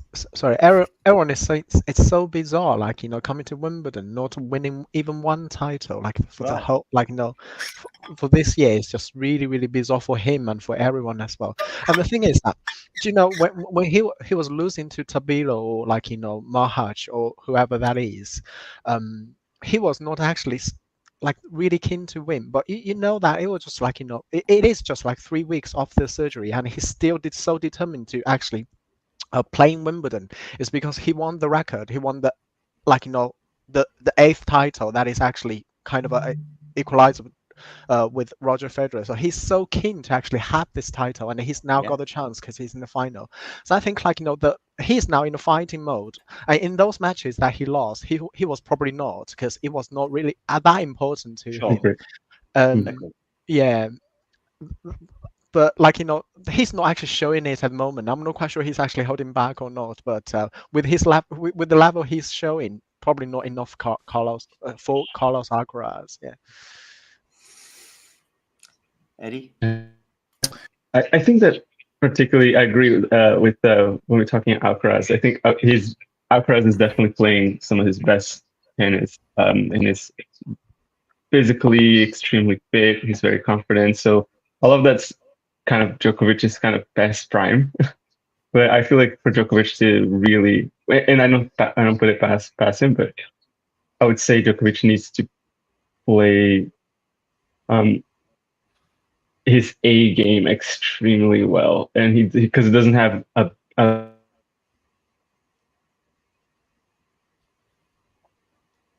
he probably needs to start serving and returning really well. That's what I feel. Maybe Djokovic is way back into this, but 2 most important shots of the game. Yeah, but obviously that's something that he can sort of control. I mean, not always his return, but certainly the serve. But yeah. And if he does that, you know, he might get back into this set. So, and then we're sort of game on if we're into a tie break, for example. The clock is ticking, but it's not ticked over, if you like. Yeah, still just a break. That's a lovely backhand winner there. See, that's not okay. I know Musetti. There was a highlight reel from Lorenzo a couple of times, and I keep citing him. But you're playing, you know, the world number 25, who's never won a grass court title, in the semi-finals, and you get a walkover in the quarters, and you're playing players much further down the tennis tree in the early rounds as well. It's not testing. It's not about the knee here. It's not testing your level. It's the knee may have compromised him in this tournament. Possibly because he couldn't play a warm-up tournament, but then he's never played a warm-up tournament really, not in recent years. Sorry. No, I don't think so. Go on, Andre. Sorry. Oh, I thought you were going to say something. Sorry. Go on, Eddie. Maybe Oh, it no, was Eddie who I was agreeing. I mean, yeah, we have to remember as well, he hasn't, I mean, it's partly he's maybe playing fewer tournaments because as he's getting old, but he still hasn't won a tournament this year. I don't think, not since ATP finals, right, that Djokovic hasn't won. So, and yeah, I just wonder if that's also maybe starting to feel it a little bit in terms of like, wow, this feels different now, you know. And he's got these guys that are playing against him with a spring in their step confidently. The way he lost to Sinner, the way he lost to Alcaraz last year, the way he is looking now in this match, is he starting to think differently? Well, maybe I'm not the same player I was, you know. Maybe this is different now.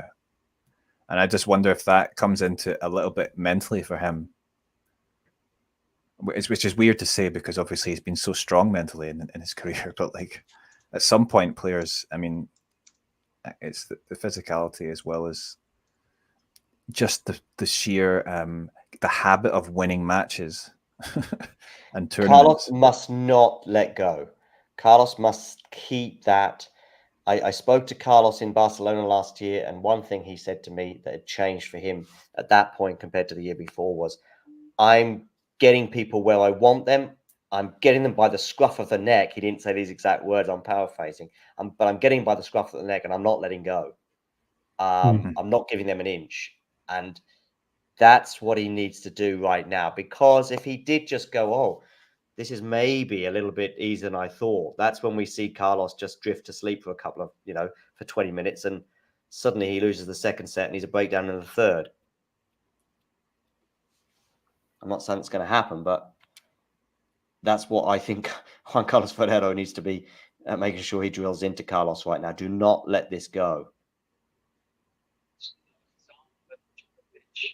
Yeah, I think we saw a whole lot of that good serve yesterday during Krishikova's match, where she almost had that the final game.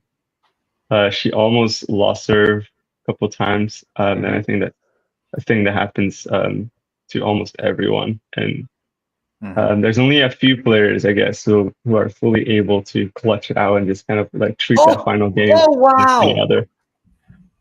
How on earth did he win that point?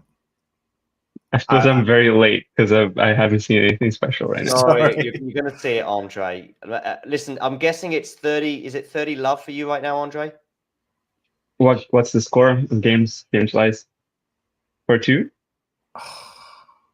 Yeah, 4-2. What's the score? Yeah, for you? I'm just starting on this Djokovic service game. So. Oh wow! Wow, Okay. what channel is that?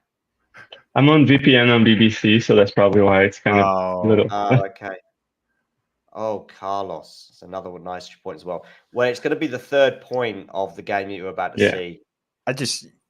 That point, I thought Djokovic hit a lovely volley there, and yet he still got burned. Yeah. Probably has to do with Alcaraz speed and somehow insane amount of hand-eye coordination. it's Novak. Yeah, that's he's not. You can't do Wow. that. Have you seen it now? Yeah, pretty so fast, such great anticipation. Yeah, it's the fact. Yeah, exactly. He's fast, but he reads this well, and he just has the skills to, even when he's like on the stretch or in those tight situations, he makes it now. It's like, Yeah. it's I mean, it's like the ridiculous. vision of Sita. There's nowhere else that Djokovic could have put that volley in. Like that, he was just right there. So like, starts almost immediately running off to that side, trying to cover. But if it goes deep or a drop shot, and here you go. Oh my god. Oh no. It's a double fault. 40. Double fault. Oh no, yeah, Djokovic is. I don't think Djokovic has a whole lot of hope at this moment. And again, I mean, that's not an anxious. That's not a serving out the match and can barely hold on to your racket, or like Goran Ivanisevic from 2001. That's a second serve that to me it says I've got to do something. I can't give him a lame second serve or I'm toast. Yeah. I also keep talking about the Olympics way too much, and I don't know how much these guys are able to focus on the present. Like, but Djokovic coming off of a knee injury, how much is he really willing to give into this match and re-injuring himself? Yeah, I know exactly what you mean, Andre, but I think by practicing and by playing Wimbledon, you're still saying I value this extremely highly. And Yeah, now for you're sure. No, yeah. But I feel like if he falls down like this has to love, I don't know how much he has in him to come back. Yeah.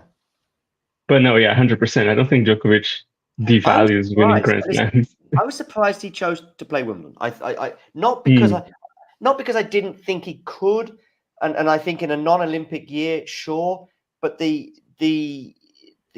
changing of the surfaces is something a lot of players have highlighted, and we've got to have 3 very quick changes of surfaces. He's not won an Olympic gold. I think it is a priority for him in his career. But then again, though, I guess if you're feeling good, which he obviously was 3 weeks ago, at least try it, and then you win a couple of matches. And as he said, I think right on the eve of the tournament, I'm not here to win a couple of matches. I'm here to win the tournament, which makes sense. And anyway, we've got a double break here, and Carlos is serving for the second set.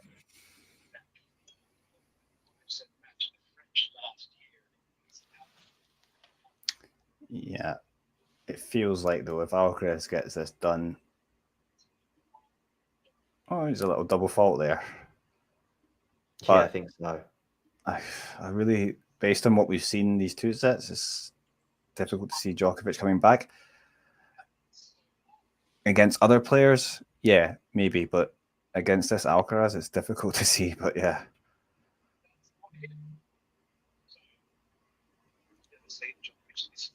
On another note, I really like that it has the roof open for once in this tournament. Say again, Andre? The roof is open. Yeah. Yeah. For once. Yes. Entire tournament, I feel like it was just raining down all the time.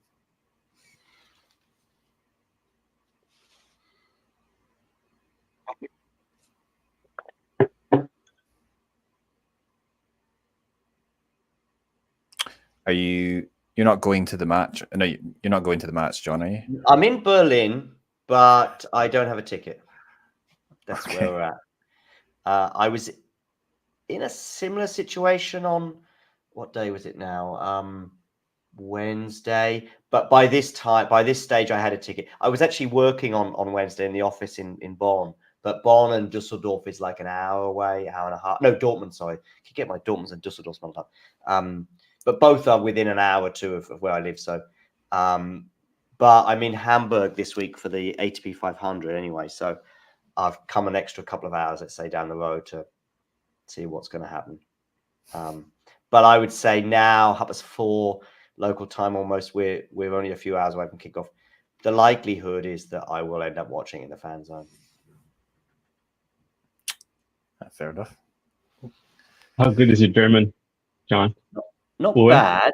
It's not my Spanish is basically my sort of my like my second language, if you like. Not Right.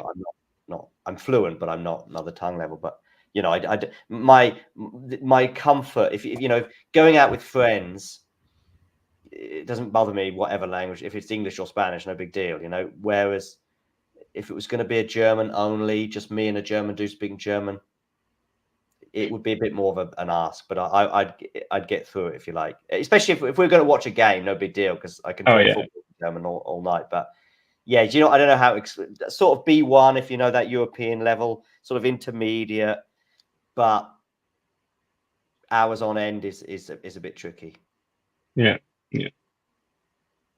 And I feel like at learning a language, I know you speak Portuguese, English, and Spanish. French. Oh, and French. So you've learned French, or did you sort of more or less have it from a very young age? No, I learned it. I had to learn it. Carlos has held serve and therefore won the second set 6-2. So I'm going to read out this score line: 6-2, 6-2 so far. Andre, what does that make you feel if I say 6-2, 6-2 against Novak Djokovic in the final of Wimbledon? I don't want to say changing up the guard again, but I feel like if I want to say like at least like a closing and the closing of an era, I feel like that door is closing faster and like it's closer and closer to be fully shut. Yeah. Yeah, it's a scoreline that may reverberate, but only reverberate if Carlos, of course, doesn't win the title. Eddie, what are your thoughts right now in terms of this match? In this match, yeah. Well, yeah, I mean, at the moment, I just find it difficult to believe that Djokovic is going to come back from 2 sets down here, unless if Carlos he comes back. Is it a bigger shock than Nadal coming back against Medvedev, for example? Oh no. It was almost impossible to imagine Rafa coming back in that match. I would say it would be bigger. The only thing is that Rafa doesn't have the pedigree at Wimbledon that in the Australian Open, for example. I think Rafa in that final is so unlikely that. But then Alcaraz is also in a different moment to even what Medvedev was then. But Medvedev had never won that tournament, so there wasn't like, and I wouldn't say, I don't know. Alcaraz is coming in as a 3-time Slam champion. Yeah. I see it. It's difficult, but yeah. One of the biggest difference I'd say also like coming to Eddie's, in agreement with Eddie, is probably that Alcaraz has a lot more options, and once Nadal started to find some rhythm with something different, I think that's kind of what got Medvedev, that he just couldn't really change much of his strategy. He can try something new, he can do some crazy stuff that we know that he's able to, but I think Alcaraz is able to do more efficiently. Yeah, there's always something against Medi that you can trouble him with, you know, and it's not to say it's so easy to get there, but you can. Have you what about you, languages wise, Eddie? What's your situation? I speak English and then I speak Korean a bit. No, I speak Korean somewhat, but yeah, it should be a bit better. It's difficult, but yeah. And then I can get by here, but yeah. In terms of where's your accent from? Oh, I'm from Scotland, but yeah, I grew up in Scotland, so yeah. I thought you had something Scottish when I'm not. Right, yeah. Yeah, and I was like, you still live in Korea. Like, how did you learn? Did you spend like a year abroad in Scotland or something? Yeah, man, great. Love hearing stories. Yeah, I suppose I learned a bit of French as well at school, but you remember a bit, but I can't really speak it. Like Djokovic here having a reasonably comfortable service game. There's been a double fault in there as well, but it's 40-15 right now. Yeah, the reason why I asked you about learning a language or how you acquired French, Andre, is because just because I wasn't. I think I was just explaining what I meant by I'm sort of in this kind of no man's land that I think with German that I had with Spanish for years as well. But it was one day you sort of feel confident enough to answer the question of, do you speak Spanish? And I was like, yes. But it probably took me 2 or 3 years before I could say that.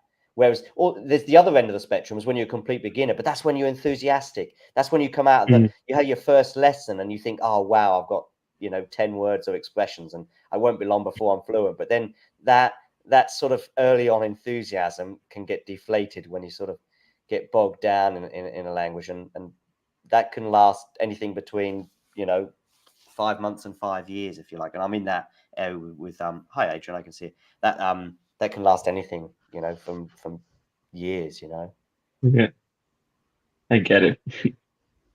And that's why I'm a joke. Not everybody can be like Novak Djokovic and speak like 4 languages while touring the world and winning all sorts of tournaments all the time. Yeah. Or like a Medvedev, that can speak 32 different languages, according to Muguruza. How many languages? 32. No, it's like, I think it's a French player. Medvedev was actually playing Muguruza. Muguruza lost that match, and saying like, because she was a French, and saying like, vamos during the match. I see. Yeah, it was annoying. Okay. Yeah, and so one of the reporter was like, what do you feel about it? And Muguruza was like, I don't know. She speaks 32 different languages, so she can do whatever she wants. That was one of the a little bit of danger here for Alcaraz. A little bit of danger.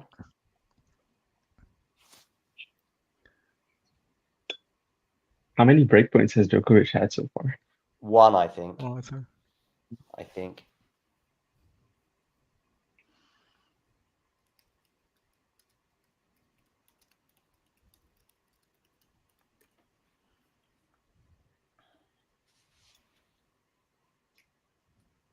Good body serve and a good +1. Just gonna have a look at the stats now.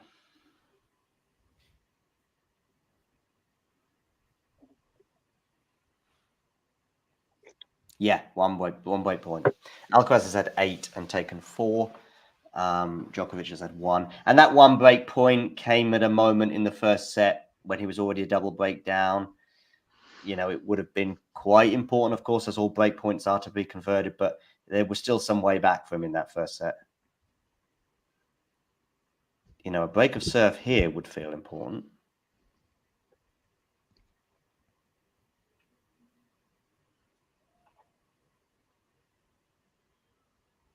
Oh, you can see the charcoal though. Oh, wow. It's another one of those. I think it's not quite as spectacular as the one a couple of games ago, but it's still another one of those. Yeah. It's still another one of those that Alcaraz does incredibly well to run down. He's just like running faster, and also like his prediction is so good. Like he's not actually fooled by Djokovic's like shot at all. He's always there. Yeah, Eddie was saying something similar. Yeah, like the prediction is so important in tennis, especially on grass, because it's on grass. It's so hard to actually go one way then go back. But sometimes. Yeah.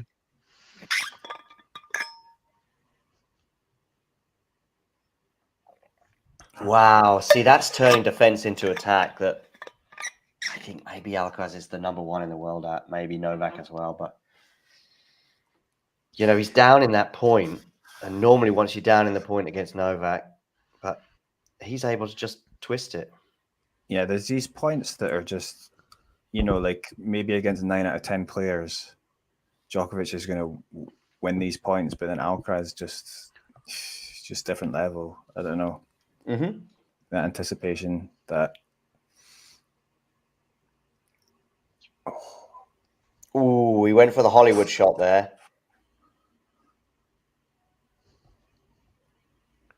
Alcaraz is kind of doing to Djokovic what Djokovic did to so many players, where he's just there, just making your opponents just kind of second guess and feel bad about the decisions that they make on court. Because that volley that Djokovic just played, which you guys are talking, I just saw it, and again, Djokovic could have gone down the line with this one. Kind of chose the other way, but yeah, in hindsight, it feels like a bad shot decision. But at the time, how could he know? Exactly, Andre, and that's the thing. And actually, I was making a similar sort of point. I think at some point in the first set, where you know, when you're coming up against, I remember players coming up against Novak in New York last year, and it was like, you know, that they've got to do something. If you just bring your normal game, or if you just play your normal way, you're probably going to lose. And that's why, you know, players like Khachanov, Casper Ruud, Stefanos Tsitsipas, Daniel Medvedev to a large extent. I know Medvedev did go through a period of doing very well against Novak, but in the last couple of years, I think it's gone back to the norm. These guys, in a way, have less of a chance of beating Novak than a Marozsan or you know, just a wild player. You know, Damien was talking about some players that were in the US Open draw last year that could have been a third or fourth man opponent, and these guys will lose 9 times out of 10, but 1 time out of 10 they're going to bring a game that's just going to shock Novak, and it's going to shock themselves almost. But those guys will win 1 out of 10, whereas Stefanos Tsitsipas and Casper Ruud and Karen Khachanov are going to win 0 out of 10, if that makes sense, despite the fact that those guys are top 20 players in the world. Anyway, Alcaraz with that sticky service game has come out of it. Oh, my goodness me, Carlos. Wow. That's ridiculous. Get out of here. Get out of it. Carlos, that's ridiculous. That's silly. That's silly. Wow. Just watch. It looks better in slow motion as well. Everything looks better in slow motion. Andre, I think you're the video whiz amongst us. I just bought a camera that does 120 frames per second, and I think it was one of my dreams. There you go. There you go. So you're talking the foreign language now. You'd be good for recording, yeah, some of the players' serves and whatnot. Yeah. I could go on and on geeking about stuff like that, but return. From the slow-mo, you can see, like, you know, Novak was actually struggling to get there. Like, he was trying to kind of hold back, like not to run too fast. Or that return was brilliant. Yes, it was a brilliant return. It was no serve. Was it second serve or first serve? It must have been a second serve. Yeah. Yeah.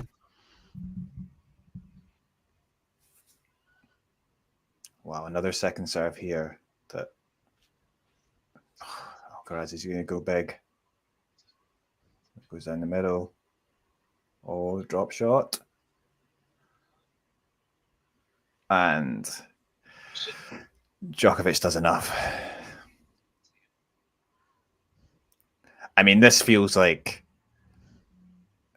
well, I suppose it's early in this set, but it feels really important for Djokovic to hold on here. Yeah. Well, if it's gonna, like, you know, lost this service game, probably it'll be the end for him. Because I don't think he'll kind of he doesn't have the energy to regroup himself and do it again, like, you know, and win the next 3 sets. If one breakdown already in the 3rd set, no, I don't think so. Good serve there. Good serve there. Yeah, a few more of those will be helpful. I don't like to make many comparisons anymore with Alcaraz and the big 3 in general, but you can definitely see why he reminds people of all 3 of them at the same time. It's just the passing shot that happened, I think, like first point of this game. It was just he had so much of a Nadal in it. It's like the flashiness of it. Drop Shotovic is back, and it's not a good drop Shotovic. No. So He's so all around. Yeah, he's so all around. Like, the approaching the net, the willingness to approach the net is very Roger Federer. Like, because Nadal didn't do that, and also the relentlessness is very Novak. I can see, like, you know, why people. Novak last year was saying, like, you know, I've never seen a player like that. But yeah, it is true. He's so outstanding. Novak Yeah. saves a break point, okay, and does it with a smash. But Alcaraz's mother is Avosha. clapping. Alcaraz's mother is clapping. Now, I think she's clapping her son because he did some spectacular stuff to stay in the rally, including one of those shots from behind the back. He doesn't win the point like he did against Sinner, but yeah, she's actually clapping, but she's not clapping Novak's smash. Oh, look, that's just too easy for Carlos. Oh,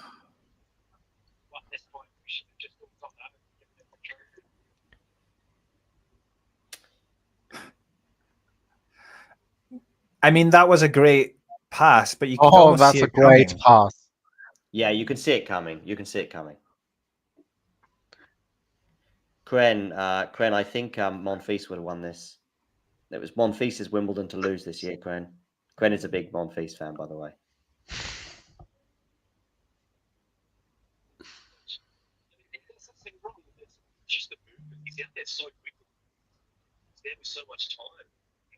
Oh,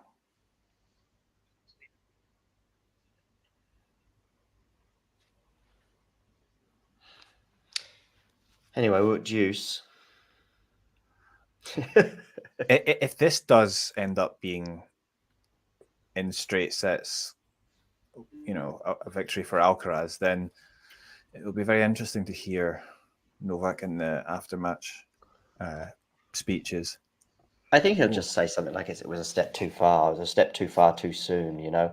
Yeah. I needed a Kevin Anderson on the other side of the net, not a Carlos Alcaraz. Carlos Alcaraz. That's right. That was 2018, was it? Against Anderson? Yeah. Anderson beat Isner, I believe.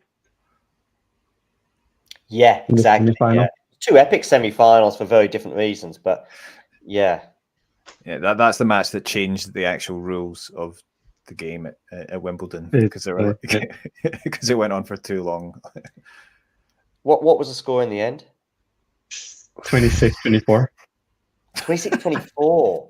I mean, I knew it was so. lengthy. I didn't know it was that lengthy. I think probably I knew it was lengthy, but I sort of didn't. I mean, what was the other one? Isner against who was Isner against? 17-26. Mahut. Yeah. Mahut. Yeah. So that's kind of the one that sort of is the legendary one, if you like. But yeah 26-24 is insane. It took 2 days to finish the match, I think. Like, it's not actually 1 day. 3 days. Oh, 3 the days? Kevin Anderson one? The Kevin Anderson one? No, the Mahou one, I think. Oh, that was 3 days. It was 11 hours and 5 minutes over 3 days. Wow. Because I think there's a bit of rain involved there, right, Andre? No, it's just dark. Oh, okay. So it started. They were just playing till it dark. must have been rain as well. No, So I don't think they were first on court either. Of course, right. So they'd have had. Let's say they started late one night and did a set. Then they started late one afternoon and did 4 sets, but couldn't get to the end. Yeah. And then came back at like 50 all. Yeah. Oh, there was also the delay because the scoreboard broke because it didn't support a score that high. So they had to adjust the scoreboard so they could fit the score in it.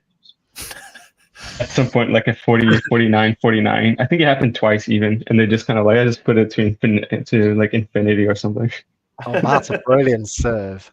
Brilliant That's a really good break. So a breakpoint hold there, or breakpoint save. Yeah. Sorry, I should say. Yeah. It was a dry volley kind of like It was shot. a tricky Yeah. one. But it's like inside out, yeah. Like that the control of balls is really important. Oh, Carlos, you lucky boy. Listen, if you're playing out of your mind, and also if you're from Novak's perspective, so your opponent's playing out of his mind, you also maybe not moving as well as you could and not playing your best, blah blah blah, and you're 2 sets to love down already, and you're getting net chords go against you, then you're just like, oh, I should go home.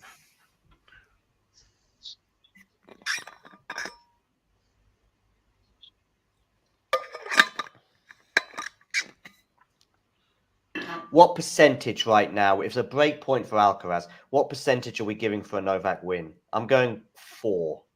I was gonna say 15, and I thought I was being 15? rude. Yeah. I think it just replicate the graphic from Medvedev Nadal and Yeah, stamp it right. there. Cool. He's just saved the break Good point, so serve. I'll round up to 5. What do you think, Eddie?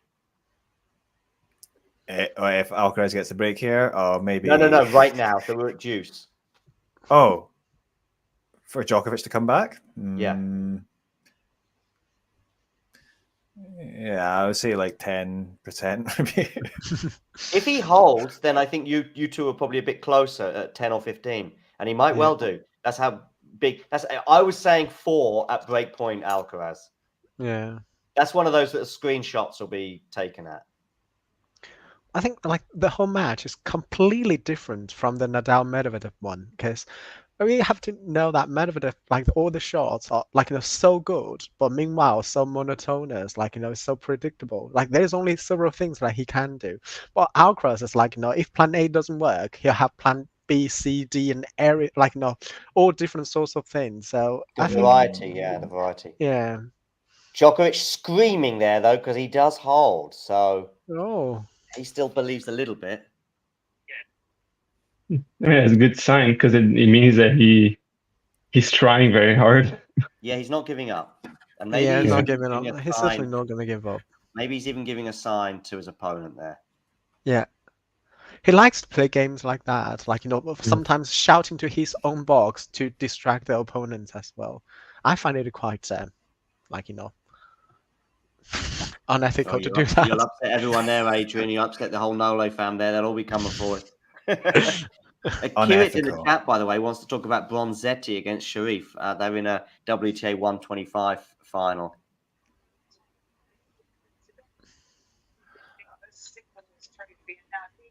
Ashley saying how many breakpoints do you need? How many breakpoints has Carlos had now? Because he's broken 4 times, but I bet he's had about 11 or 12. Oh, yeah. Just take a wee break here. Just getting a few of scenes from the wheelchair doubles. How do you guys feel about doubles? Not doubles, but like wheelchair tennis. I'm learning. I love it. I think it's fantastic.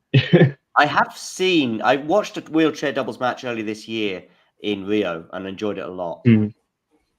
What are you saying, Adrian? You played it?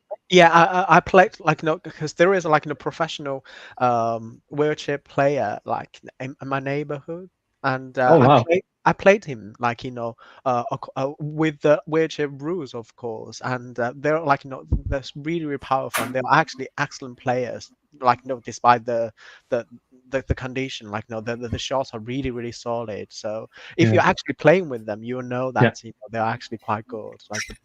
I had a chance to do some to actually play on a wheelchair before in a little class that we had with I think the Tennis Canada national wheelchair coach or something. And it's fantastic. Like once you sit on that wheelchair, I think you get a whole different appreciation for the sport and just how hard these things are to move. I could hit the ball across the net, but moving on that wheelchair was not easy. I wasn't actually. Yeah, I see where you're coming from. I wasn't actually in the wheelchair. I wasn't actually in the wheelchair playing wheelchair player. I was actually just playing normal, but the ball can bounce twice on his court, but can only bounce twice on my court. So I was just doing a heating. Does it make sense? Well, I can't really imagine me myself, on a wheelchair playing tennis. It would be probably the most difficult thing to do. It's fantastic, and when I watch these guys play, I'm just it's epic in my eyes. I really don't know how they manage that, but yeah, it is so impressive. Well, Carlos, we can find out again. In February of this year, Pavi G tweeted, "Will Carlos ever make a final again?" That would have been about 3 weeks before he won Indian Wells. You know what? That's the thing about Twitter, all those sort of tennis play experts. Whenever they're having a low moment, when players have a low moment, they're all just actually saying things like that. Because they like to actually like when Novak is like having knee injury, they were saying like he'll never make it to the Wimbledon, never make the Grand Slam final again. And here we are. So I don't think that's like a reasonable thing to do. This is also Novak's first final of the year, which makes that tweet even funnier if you think about it. Yeah. But there is a debate on like who's gonna have more Grand Slam Slam titles, Yannick Sinner or like Carlos Alcaraz in the end, like the end of their career. Like that's something I really think is worth like debating. Or and I thought about it about an hour ago because I think Eddie and I were chatting about various things, and just that sort of my mind drifted towards it, and I nearly said, which would have been very naive, but I nearly fell into the trap of going, well, 4-1 would be a significant advantage. But I stopped myself because I think Novak was like 16-7, was he, at one point when they were sort of all fighting with each other in a way? I'm not sure if it was something like that. It might have been 16-4 or something. That I know Federer's obviously a few years older, but go on, Andre. No, just making agreement sounds. Yeah. Okay. I wasn't sure if you were, because you might have had. Oh, that lobster landed out. Yeah, but it was something insane, wasn't it? There was various insane moments when I think then there was a moment when Nadal was a bit closer to Federer. It was maybe around about 2017, beginning of 2017. So not an insane period of time ago when Federer and Nadal were very close, but there was a huge chasm to Novak, and here we are. Yeah, Sinner's a little older, but everyone progresses at different stages, though, don't they? Because I mean, Djokovic didn't. I mean, it was sort of late compared to these guys, but ended up being arguably the best of all time. And then, I mean, with Sinner, I feel like he was held back a little bit because he had some injuries that came as he was coming up, and then he fell down a little bit. But then once he came back into it and he got on a good run and was fit. After that, the sort of second half of last year, then he was just unstoppable. So he might hit a patch like that again. And if he was to win, say, the US Open, then it becomes really interesting for the next year or two going forward. But I think Sinner's career actually started to take off like maybe second half of last year, like after I think it was China Open in Beijing. That when he kind of after he vomits, and then somehow like he get a really superpower and they're just being unstoppable. But like in Carlos Alcaraz, like already a Grand Slam champion, like a year ago, like when did he win the US Open title? It was 2022, wasn't it? Yep. Yeah, so it was actually even more than a year ago. So I think, I can't really say who's more talented, but I think it's really worth discussing. Like who's gonna win more Slam champion. But by the way, Djokovic, like we all admire him, but I think 12 of his slams are won. Like after he's 30, when Nadal and Federer was not actually competitive, and he was playing with all those like so-called next generation who are not actually good enough. So this is like something like cause a really heated debate online as well. Does it? Do you think that makes it worth less or not? No. Like for maybe more. Maybe more. I mean, maybe more. Okay. I mean, I don't mean, to be honest with you. Every single one. If you could look at somebody maybe and you could go, they were one slam wonder and maybe they took advantage. I mean, people were saying that about Krejcikova until 2 weeks ago, that she struck in and now here we are. You can look at some of Novak's runs, like the final today, for example. I can show you one or two runs that Federer and Nadal had too that you might go a bit softer. Listen, you win 7 matches in a row over 5 sets across 2 weeks. Boom, you've done the job. By the way, this third set, Djokovic is serving much better. I think he's certainly trying harder. Well, he has to now because he's already 2 sets down.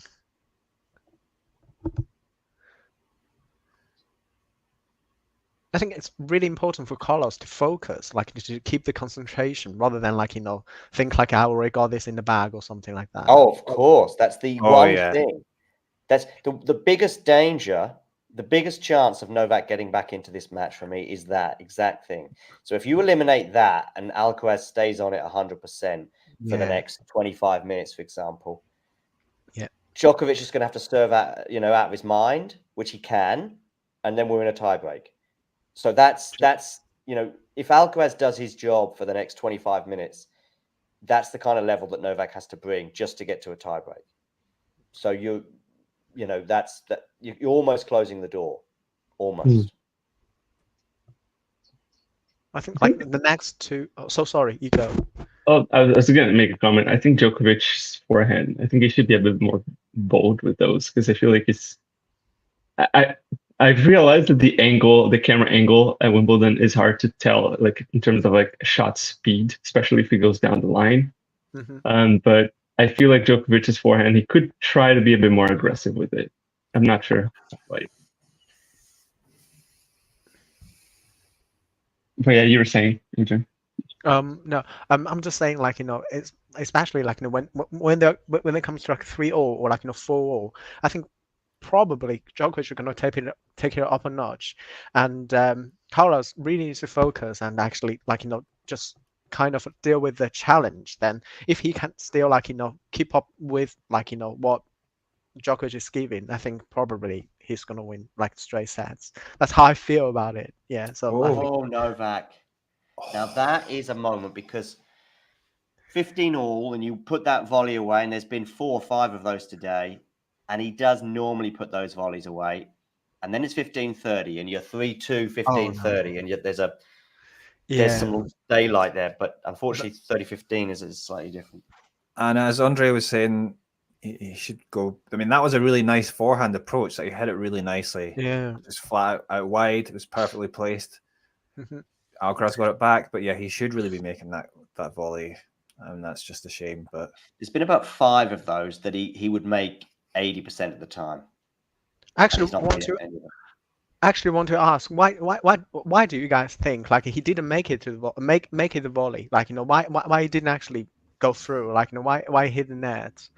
I mean, it's obviously a technical thing. I mean, you could lean on the movement for sure. You could lean on the injury for sure. You could lean on the match practice. That is something I think that when you're in the groove and you're in the rhythm, you're coming to the net and you're just putting those away. And it is something you probably need more than anything else. That would be my take on it. And he's just messed it up. And which is the specific reason for that, you can guess. Yeah. Because when I play tennis, like when I try those shots, I mess them up a lot, but I'm making one of those that Djokovic didn't make today, I think. I think it's less technical than like energy and also concentration, because like he has so much to think about. He's probably even thinking like Carlos might actually like get it back, and how exactly he should deal with. So the concentration is not there. That's why he missed it. It could be, but like he rarely misses shots like that. Is a reason, but it might be a reason if you're 2 sets and a break up. Yeah. Oh, that's just landed out. My goodness me. Landed out. Okay. Yeah. I thought it landed in. This umpire, James Kyotovong. Yeah. Does he just do Wimbledon? Because I never see him anywhere. I think he must live just around the corner, and they say, "Oh, we've got a WTA 250 in Colombia." I know where I got to Colombia, mate. Theory. I do Wimbledon finals. That's me. I think I saw him in one of the Masters before. Maybe there was a Masters. He decided to go to Paris for the day.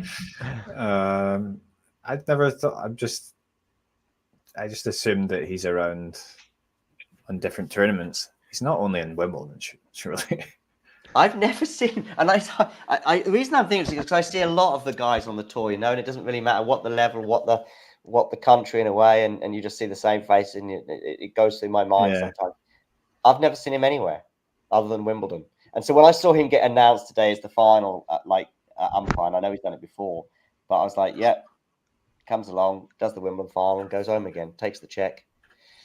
And you'll see him in a pub in Wimbledon for the other 50 weeks of the year. That was better from Djokovic. Indeed, it was. Aggressive forehand, and he does finish it off at the net this time. Oh. If he's gonna break Alcaraz, this could be the one. Oh, look I at like the way that he's hitting the forehand now too. Yeah.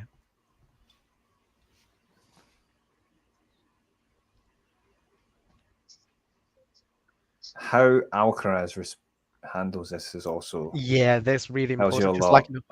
like, I do think Djokovic can actually keep this level going, like, for the next 2 sets. But Alcaraz, does he have another gear or not? Like, it's very important. Oh, that's an interesting point. Yeah, that was pretty well done because I thought it was one of those ones where Alcaraz could mess it up going for the lob like that. But Yeah, me he was too. But he was prepared. obviously going to land in because the way Djokovic reacted.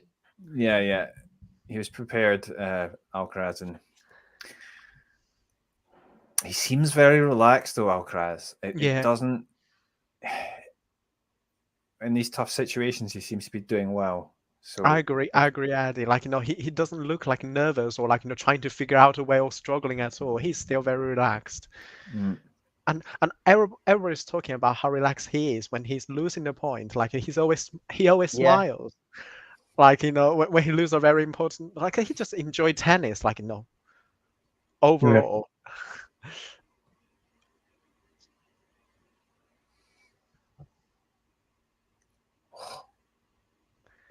He's nearly double faulted, but in the end, it doesn't matter because he puts that was a forehand great on. return from Djokovic. And yeah, especially as that second serve felt like a first serve to me.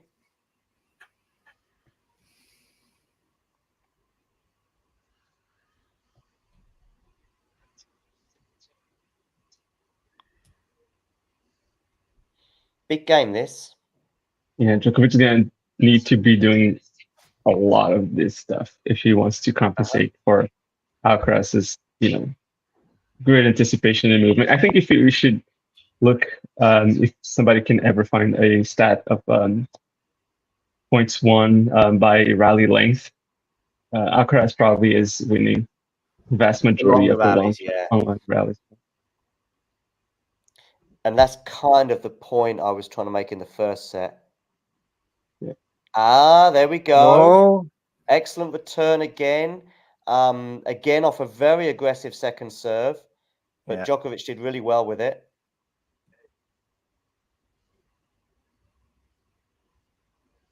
this is someone in the comments saying if Djokovic gets the break, he gets the match. That's that's the kind of comment that we'll be bringing up again if it works out. Yeah, that match. If you were Tsitsipas, that was like Roland Garros, serve down the tee. Sorry. No, it wouldn't be quite the same as Tsitsipas Roland Garros. You're right. But Alcaraz, I don't know. I was at that match in Paris that far. Oh, really? Yeah. And I remember Tsitsipas had a very sort of muddy shirt from a fall at some point, I think, during the first set. But that's obviously a first set he went on to win. Second set as well. 2 very, very tight sets. 2 excellent first serves there from Carlos, by the way. But he's there. He's 2 sets to love up. And then there was the bathroom break. And actually, both of them, I think, went off court because then Tsitsipas's shirt was no longer muddied, even if he still looked a little disheveled. But that's his demeanor. Novak comes back on, not just in looking a bit like fresh again, but I think it even changed his outfit in terms of the color. I think he started in white and finished in red, or the other way around. Anyway, and we all know what happened. Was that the right decision? No, he's been passed. Alcaraz comes in and he gets passed, and that was very similar to the couple points before. How key could this game prove to be? It was a really difficult pickup. I mean, the approach was a little tentative, but more importantly, Novak, does well, and Carlos has a really difficult pickup, and he is a little bit of a sitting duck there.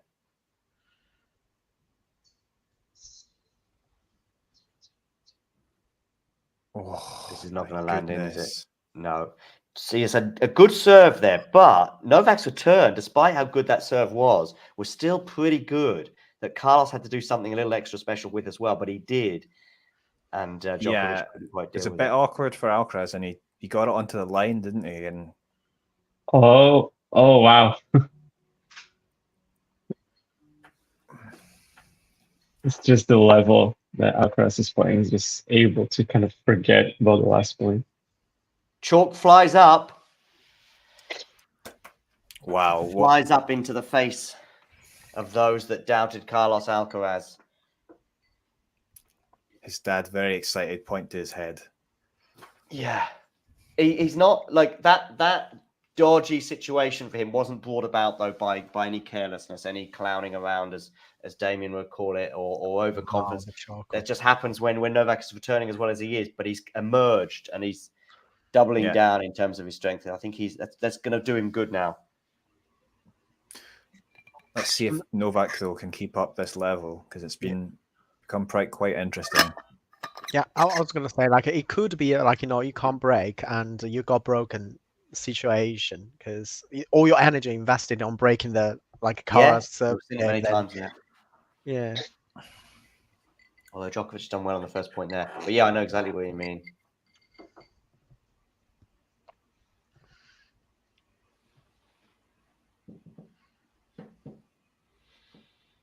Are we going to go another set? Is Djokovic taking this set?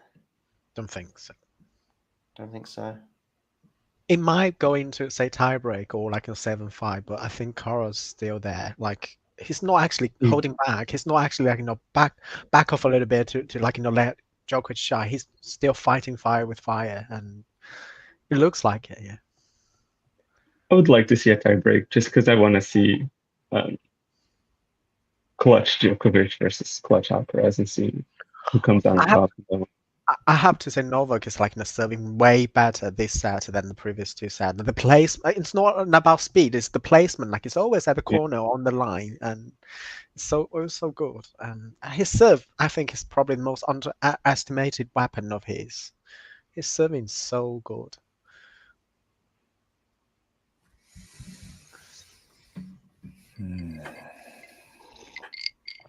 It looks like an easy hold for him.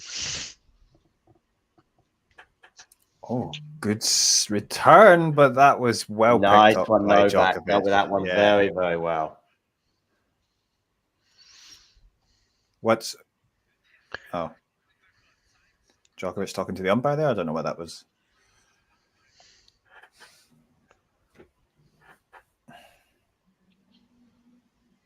Don't know either. No, I was just trying to listen, but I don't think it was anything crazy.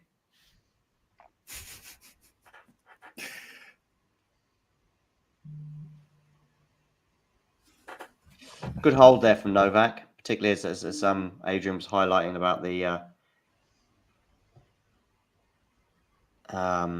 you can often be vulnerable when you miss a few chances like that. Yeah. Not for him. None of the previous 29 men's singles finals. 29? Oh, I see. So 30 Wimbledons ago, it did happen that someone came from 2 sets down. What year would that have been? So what year is it now? I'm guessing sometime in the mid-90s then someone came from 2 sets down. Malavai, Washington, Richard Krajicek. What was that?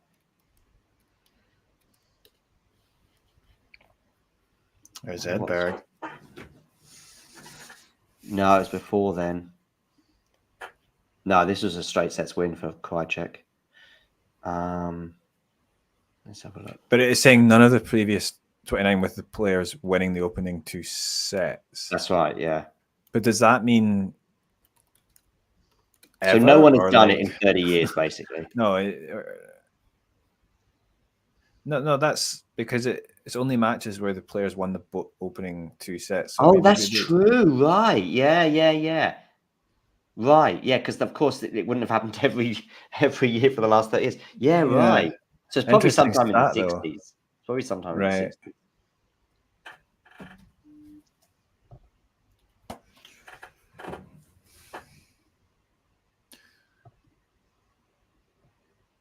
one. Zetty's won the first set over Sharif.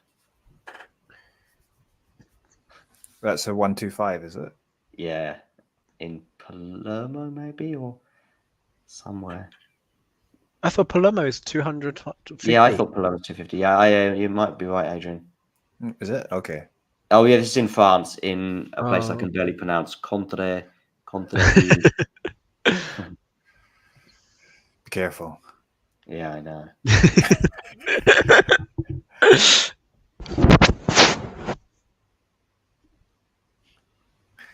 I mean, this is Novak has been looking good in this set, but I'm impressed with how Alcaraz is sort of he's kept it going as well. So yeah,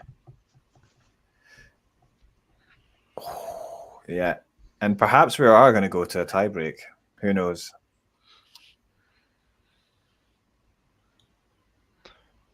Well, the thing is that, like, you know,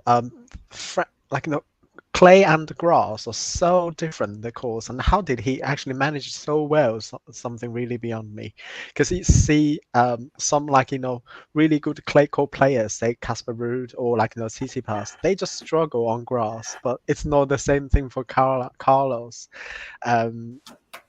It's like, you know, he doesn't have that style problem. Like, you know, his game is just, like, you know, all around for any chords, maybe. Even Djokovic is going to put that smash away.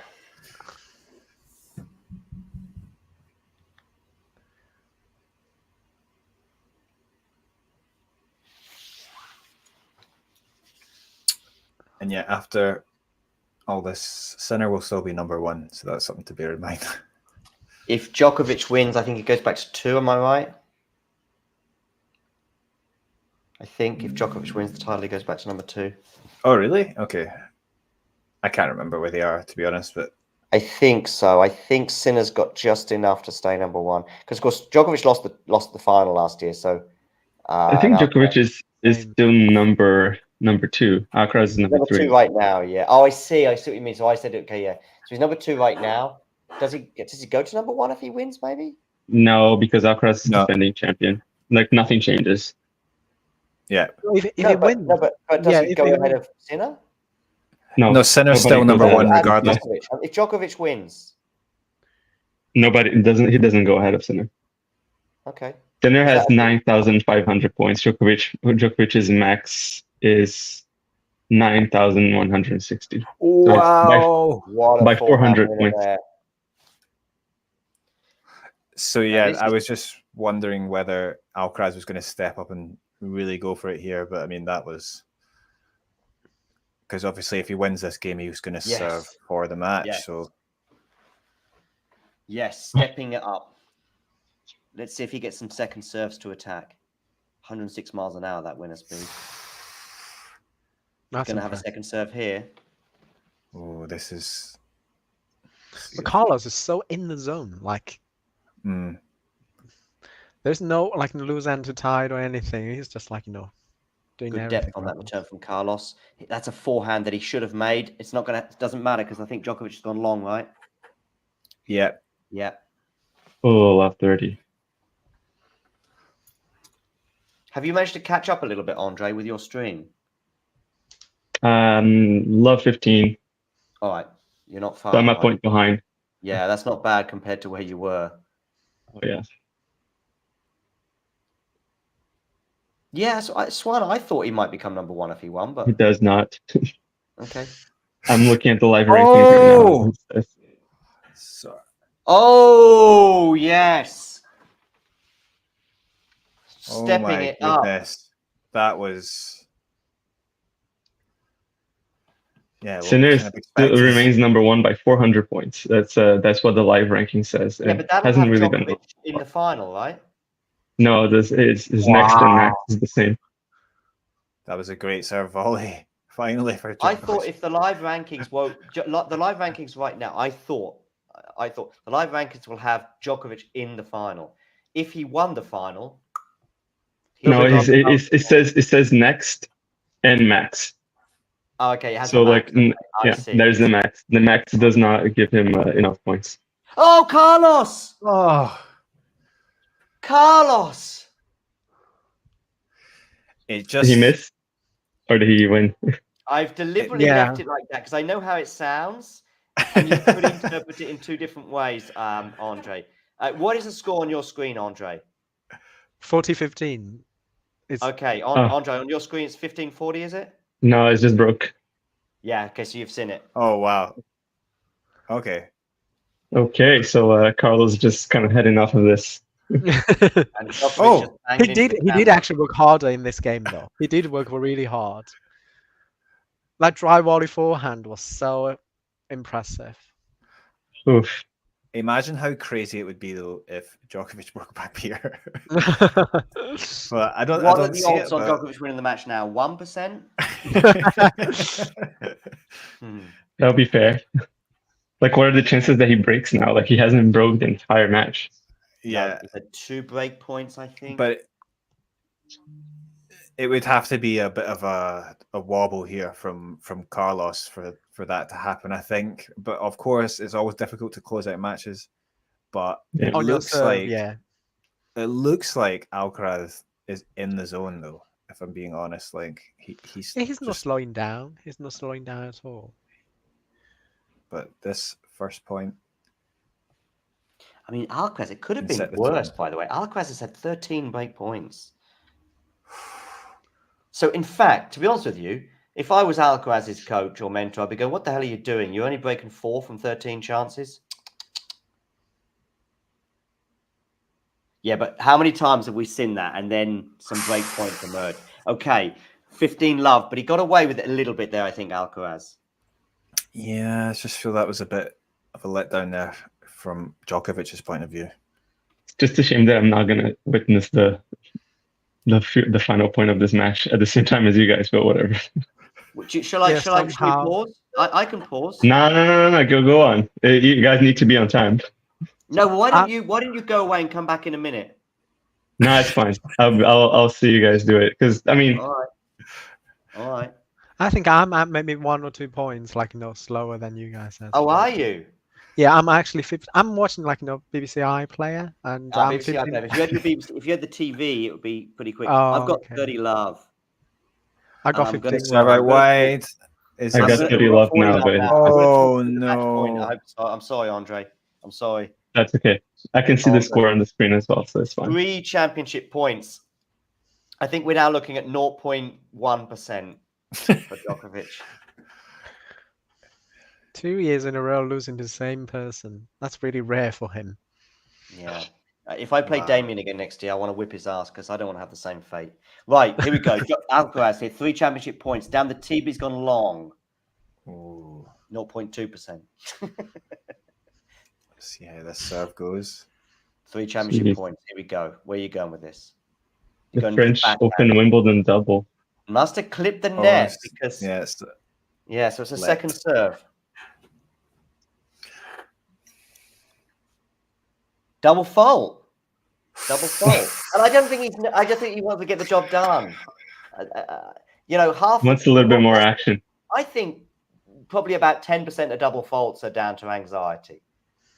Most of the time it's some technical issue or you're just gone too big. And I think he was like, I can't be bothered with all this stuff. Let's get it over and done with. I feel like 3 match points up on your own serve and you serve as well as that this time. You could just do first serve for the rest of this game. Right, 40-15.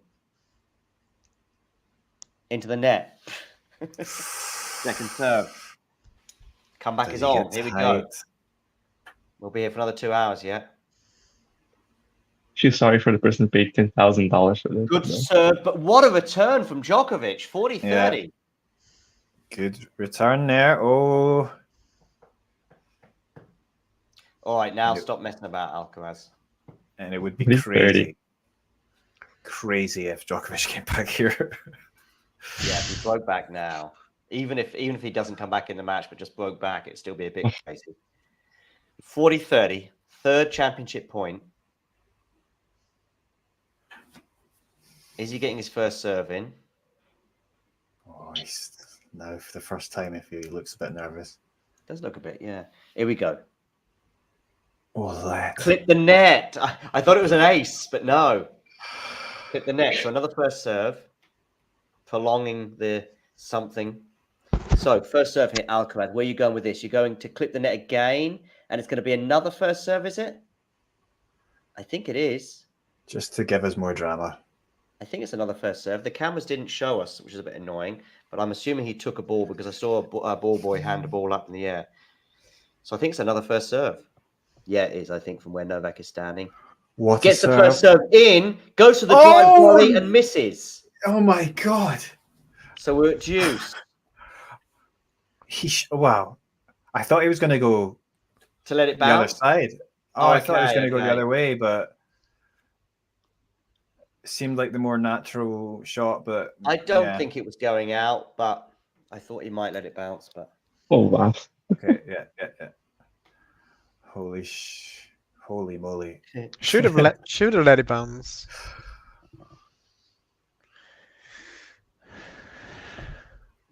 Right.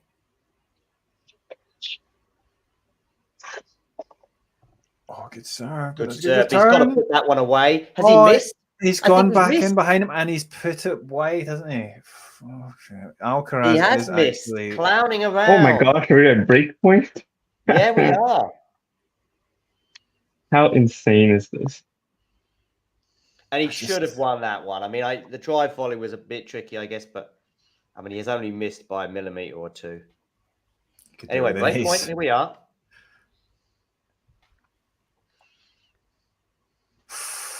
It's going to be a second serve. He's not getting any free points off his serve.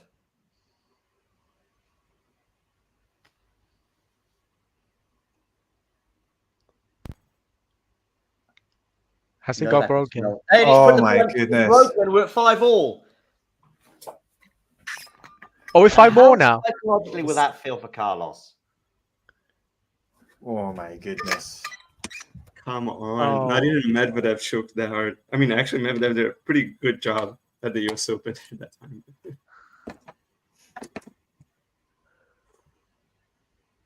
Can you believe this? No.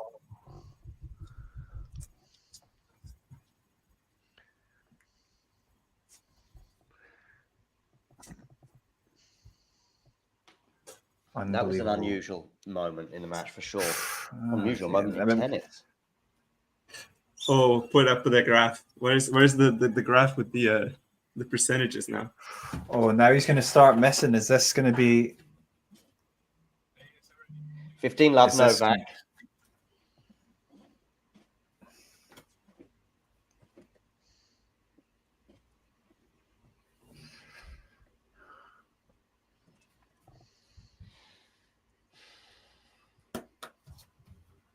Well, Adrian, I don't think you saw that one coming. No, like I'm like, while listening to you guys, I'm actually looking at the scoreboard on the screen. I was like, I can't believe that he 3 match points. It's just insane. Like, how did he miss that? Yeah, that's insane. Now does see, like, Novak doesn't have the what a return. Nervousness, like, when he's serving, like, to close the match or to actually to get the job done, and he's always ruthless. The psychological damage that would do that if I mean, the thing is, imagine we go into a 4th set. Oh, that's a great return. Yeah, it was, but I've seen the next point. It was a really good serve. Carlos is probably feeling a bit embarrassed right now, honestly.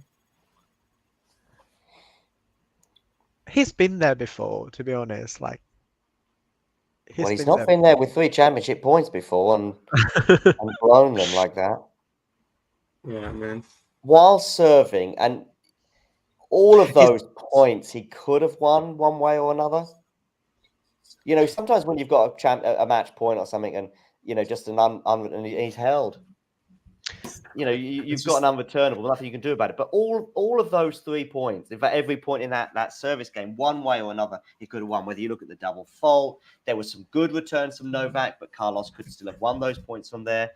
Then there was the drive volley. Then there was the shot across the court that missed by millimeters.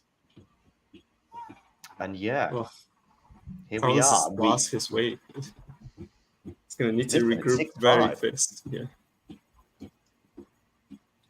Come on, what is happening? I'm not even sure I'm calling it a choke yet. I just think it was a blinks. I just felt think like listen, if it's fifth set, then yeah. By the way, I just seen your message. Yeah, I can hear you. Okay, Andre. If it's a fifth set and he doesn't do it, then I get it. I mean, that's when you're anxious. But you've got 3 championship points. You've done your 2 sets to love up. A choke for me is very different. Anyway, Andre, what are you thinking right now? Novak's almost the favorite for the set, right? 6-5, momentum. For the set. I think it kind of got back to a little bit of a equality in this point. 50, okay. I think Alcaraz just got too excited. I don't know what happened in his head right there, but like he's got to get it back now. Should have slowed down a bit. Take a deep breath. Yeah. I bet he misses some first serves here.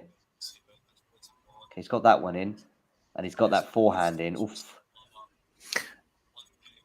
I mean, you're saying it's not a choke, but it felt like a choke. I mean, okay, I've had to have been nervous that because some of those misses that he just wasn't making earlier in this match, and once it gets to deuce, I get it, but.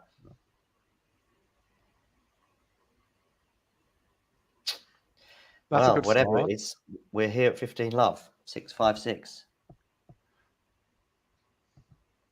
That's 2 good first serves. I was just doubting his ability to get his first serves in. He's got 2 in now, but he wish he could have got some of those in at 40 love. In the match, yeah, at the match point.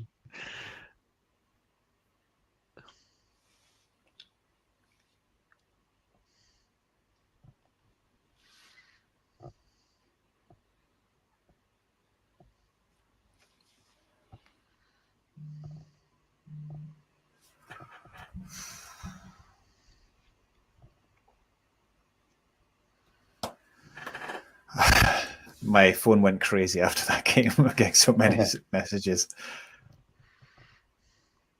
It's coming to the net there. Oh, wow. That's exquisite. And it brings out an applause from Novak. Not sure it was the right decision to come in the net, but he got away with it because of those hand skills. And that's just instinct. His touch is unbelievable. Yeah. Oh my goodness. It might be enough to get him through instinct. Yeah, he needs this game 100%. Like, if he can hold that from 40 love up, at least for some redemption, bring it into the tiebreak, he can feel like the favorite again. Yeah, if he holds serve to love here, yeah. But if he loses serve again from that position, then we just feel like, well, we might be in for another 2 hours. Djokovic has missed the return. So here we go into a tie break. And it feels very different. Feels very different for me. Carlos should kind of take a break on the serve and volley, honestly. Just play from the back of the court. Step down, just another 4 or 5 points without it, and then just try to surprise again because it's kind of becoming a bit much.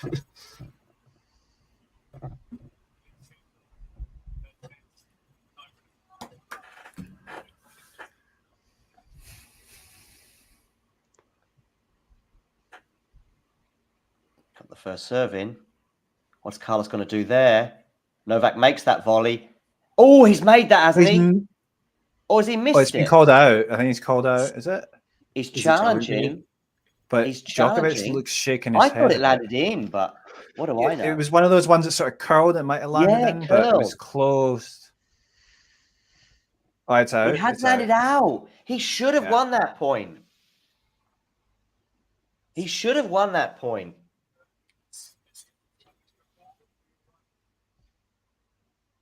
Deary me. Yeah, I know it was not super easy, but Yeah, This was is definitely out. Yeah. good serve. Can he follow up? And he's Yes, going he down the can. middle. That was an interesting choice, but it was a good one. Yeah, he wasn't taking any chances there.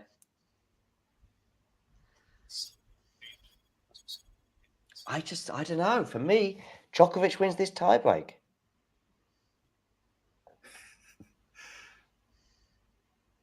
From 0.1% chance of winning.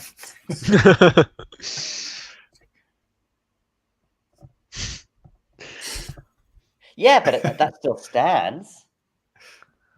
Down the middle solves the river. But for me, I think it's that no, definitely. But Carlos probably has more chance to win the tiebreak because he's yeah. I think he still have another gear. He still has another gear. If they play like they have done for the last 2 hours and 20 minutes, yes. However, let's see though. Chance for Alcaraz if can he get a second serve return in, he might hit a winner. Yeah, if that's a maybes. If Djokovic gets a first serve down the tee, at least. I think he's going to go out wide here, though. Yeah, he does. Second serve. Thanks, Ghosty. Djokovic is going to have to. He's going to go fairly big here. Does. Well, that was a cautious return from Carlos. Oh, Made that one, surely. Yeah, he made it. But it felt like deja vu. Yeah, according to it was close again, though. That time I understand that he had to go a bit close. I think the previous one he was on the run and he just needed to keep it in. Well, Adrian, you might be right. Still early doors. Oh, that certainly landed in. I only actually saw that shot. Yeah, that certainly landed in. Decent serve there from Novak. So he stays Yeah. within 1 point away. The follow up and everything, like there was no actually like no mistake, but Carlos was just too good. Mm. See that forehand slice return. Other players don't have that, like he has. Mm. I've never seen, for example, Daniel Medvedev doing that. He's always just like playing flash shots to return. He's been trying. I think Medvedev has been trying very hard to incorporate a few different returns in his pocket because it's been shown time and time again that against Alcaraz, even Sinner, he's just not gonna do it. Do you remember, like at the Australian Open final, that he's trying to actually stand inside the baseline to return? First set was so successful, then he couldn't do that because Sinner was like Sinner's serve picked up. Has he missed that one? It's gone out. Yeah, he has. 3-all. He's 3-all. challenging if he's not too late. Okay, he's challenging, but I think he did miss that one. I think it was a good choice, but yeah, just. Oh, And it's just like, yeah. out as well. We're talking about millimeters again. I did think that one had landed That out. looks like in though. That looks really, really on the line. I thought it was, yeah. Anyway, 3-all, so that mini break advantage has gone as well. Well, this is well huge. in. That looks well in. Oh no. Carlos is just struggling to close this one. Oh, it's going to be a First second serve.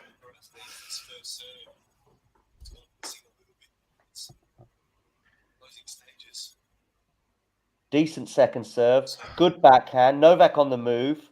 Novak on the big move, but Novak is defending well.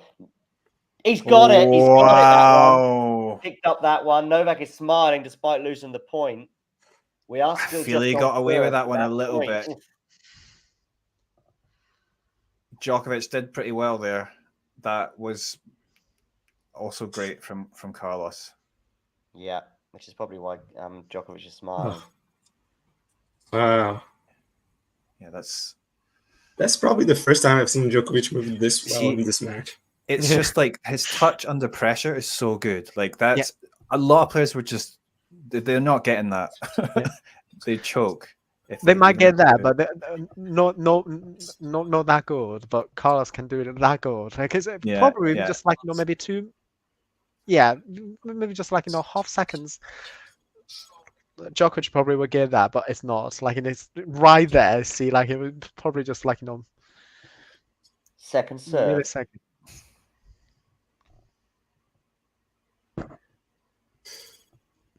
Good second serve, but not a bad return. They're into the rally. Chance for Both players here.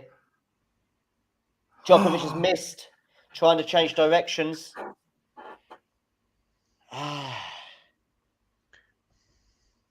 5-3, the mini break advantage is back again. Alcaraz, if he wins this point, is going to be in exactly this very, very similar position to what he was in 20 minutes ago. Ooh. Yeah. Wow. Horribly missed. Yeah, it was horrible miss, wasn't it? It was extremely unlike what we've seen in the past 10 minutes from Djokovic. Yeah, it was. But I'm telling you, he's probably not going for that shot against Musetti. Yeah, no, against Musetti. I think he A might even volley, try it up. and it's enough to win the point. So Yeah, well done. 5-4. Just keeps that pressure on, though. 2 service holds is away from the championship, but that's different to 40 love. Keep twisting the knife. The knife was going to continue to twist until he puts this to bed.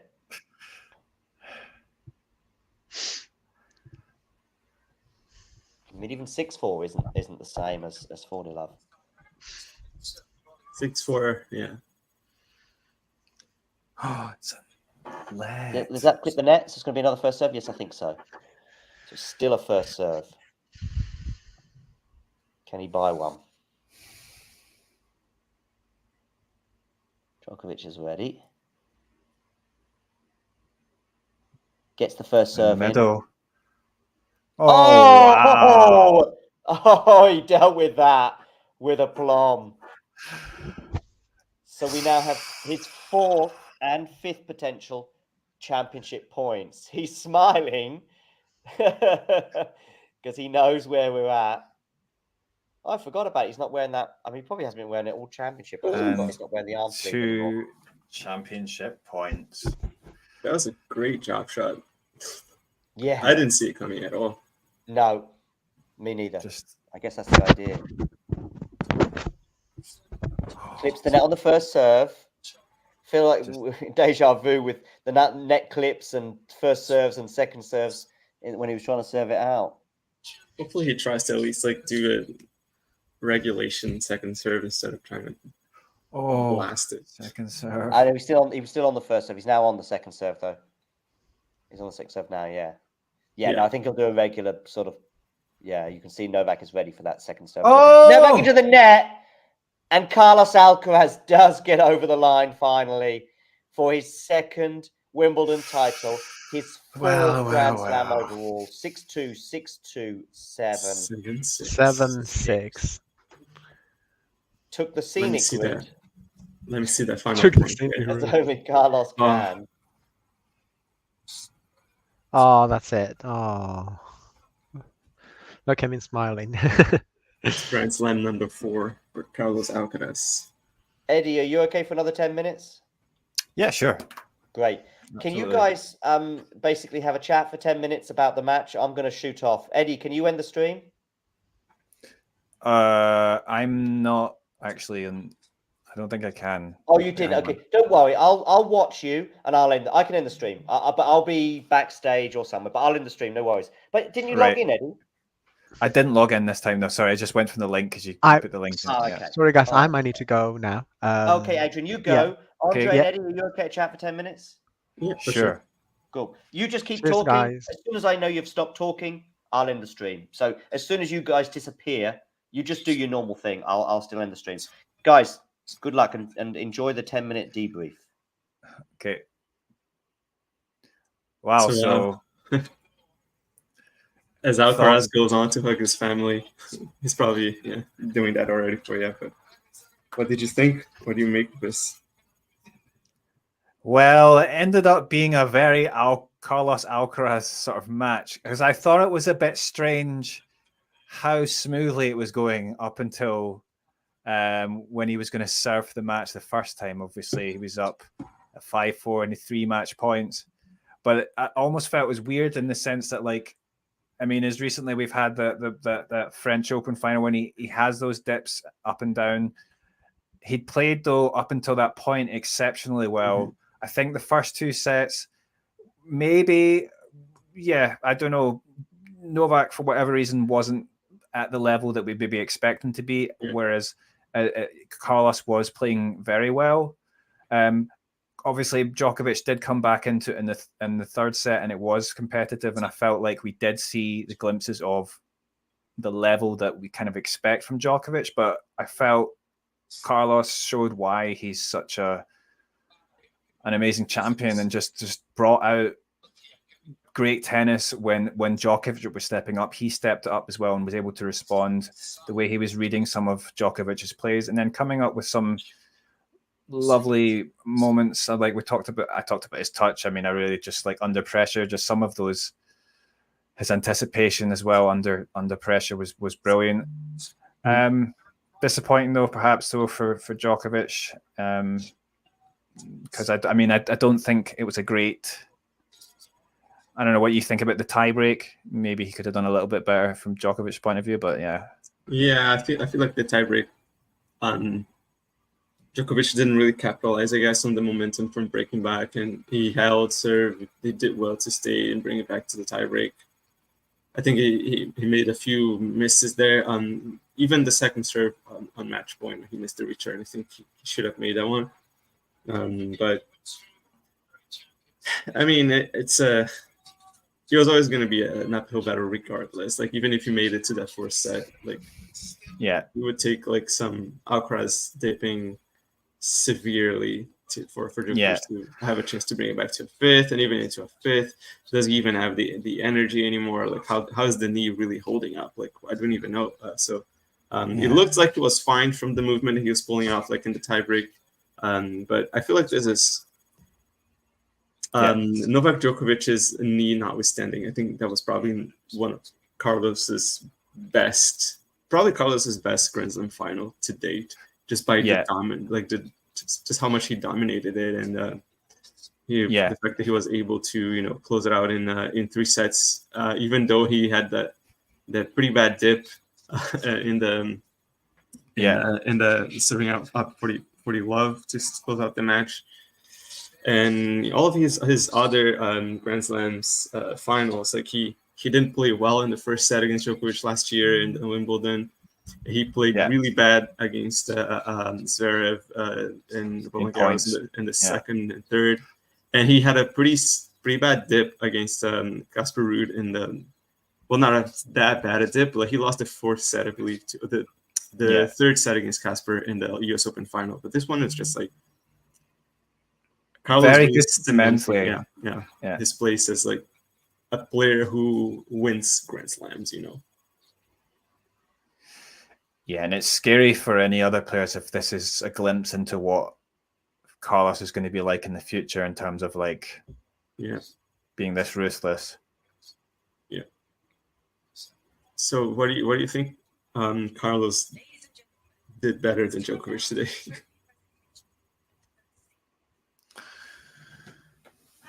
Well, for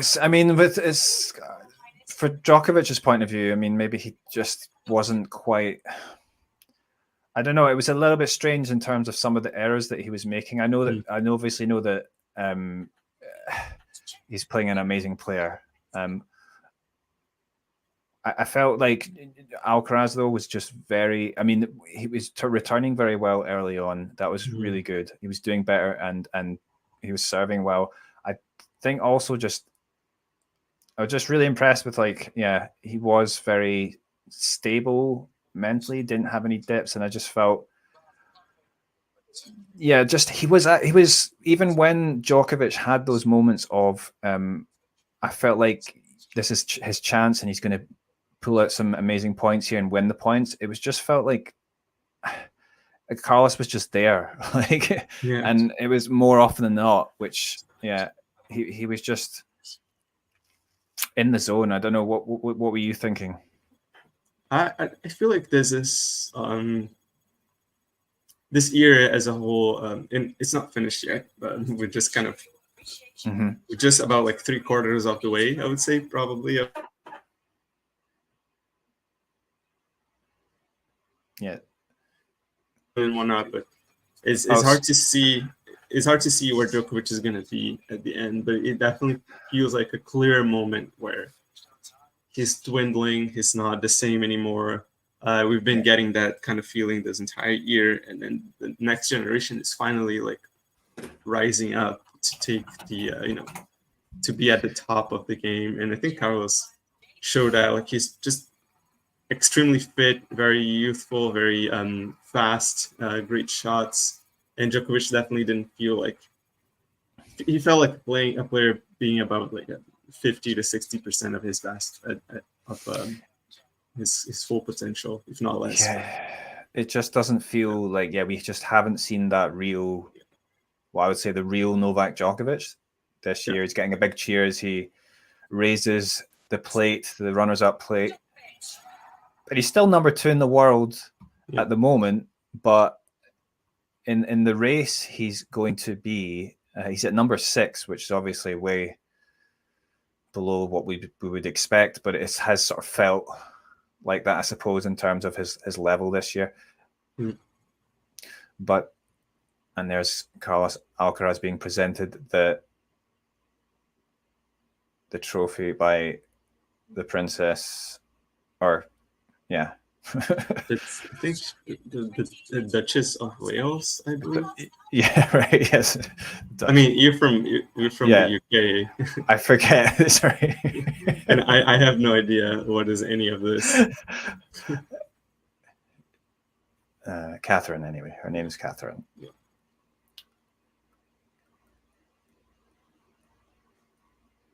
And we're just hearing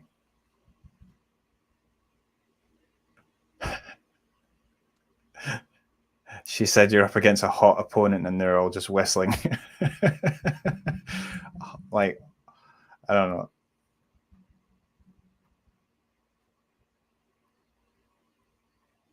Yeah, Novak here. Just giving his final speech. Mm-hmm. Oh, well, there's no speech anymore. Apparently, there's just interviews for some reason. Oh, right. Oh, okay. I mean, I've got it in here. Well, he's being very complimentary to Carlos.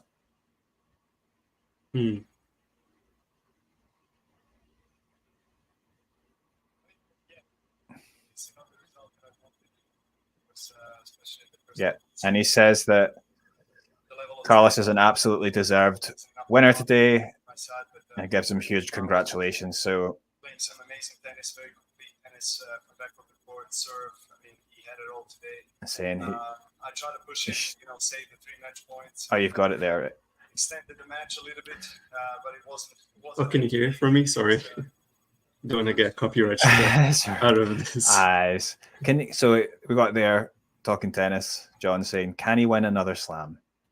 Can Novak win another slam?" That is a big question. Perhaps.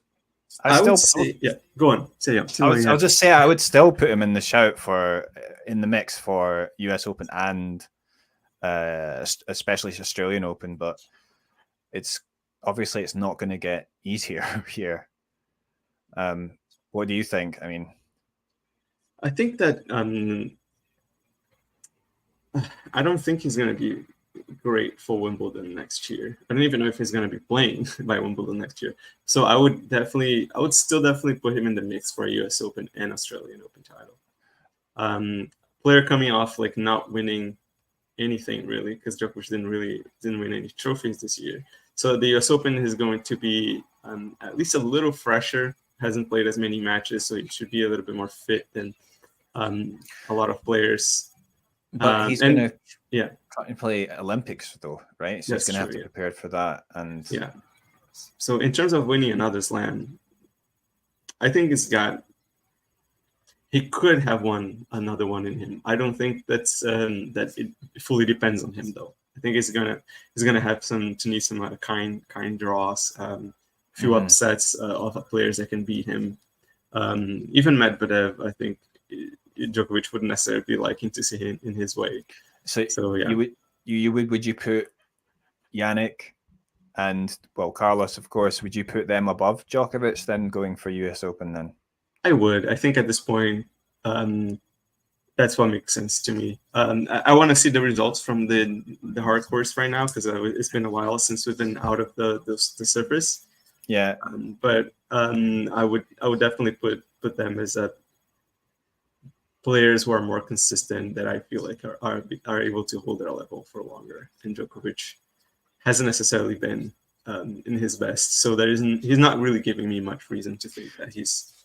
Yeah, it's like also he's at the stage of his career where obviously he's won so much, but then he's sort of he's been limiting his tournaments this year. So he wants to maybe focus more on the slams and stuff, but that's kind of it's not always the best thing because you know getting those matches, winning big tournaments, it helps you. I do think it helps you a lot, and that's obviously what Carlos, Yannick, and the rest are going to be trying to do. Yeah. For him, though, he's probably really wants that Olympic medal, the Olympic gold. Yeah. So that's going to be interesting, but perhaps that's maybe Carlos's favor for that again. So Yeah. I think it's going to be interesting to see what Djokovic decides to do. Imagine he wins the gold. I wouldn't be shocked if he just kind of did it like a la Ash Barty and just kind of announced his retirement, like didn't come back to play, and then like by November or something. Yeah, if he wins that gold medal, he might just think, this is that's completed. Yeah, completes his career, and I mean, it's not that there's nothing left to fight for, but like he would just be going to extension of records, and the gold is the only thing that he really just doesn't have. So. He's talking so much about his kids, and man, it makes me think that he actually wants to be done with this, with the tennis career. I mean, I think he'd love to win a slam in front of his kids, but or the Olympics could be, but yeah, I mean, it's only natural. I mean, he's 37, right? So I think. I mean, how old was Federer when he got to final Wimbledon? Which is probably about that age, no? 37? Yeah, 37. Oh, is it might have been older, but no. 2019, the one. Okay, but yeah, he probably should have won that final. Oh, he should have. He was serving for it in like at 2015, wasn't it? Yeah, and perhaps though Djokovic. I think I was 39 years old, actually. Perhaps he can win one last Australian Open, maybe.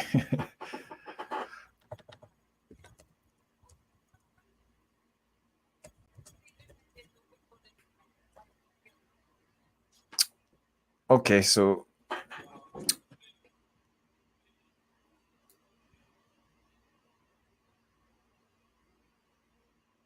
Carlos is just saying it's the most beautiful tournament. And also this means that the first slam that Alcaraz wins multiple titles at is Wimbledon, which is perhaps against maybe many people's expectations a couple of years ago, but it's clear that he can play really well on this surface. And I mean, we don't get too many matches, too many tournaments on it, but I mean, I think his record on it is statistically it would be the best of the surfaces. I'm not entirely sure though, but yeah, it did look interesting when he lost in the first round at Queens to Jack Draper, and then kind of putting some question marks on what he's going to do at Wimbledon. But I guess what matters is in his hands right now. So, but yeah, Jack obviously excellent serve, peaking, and yeah, if it was a 5-setter though, maybe he would have come back and won that match. But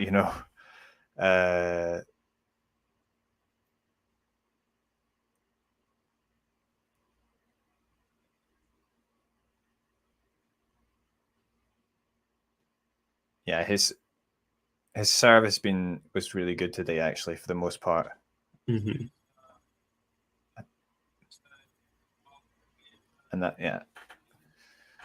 And that's the thing, is he's just, you would expect him like to be more consistent now going forward. He's becoming much more relaxed. He's become comfortable as a champion, and so that's going to be interesting.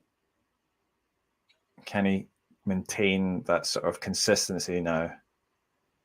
Because obviously he dipped last year, and maybe that's normal, right? But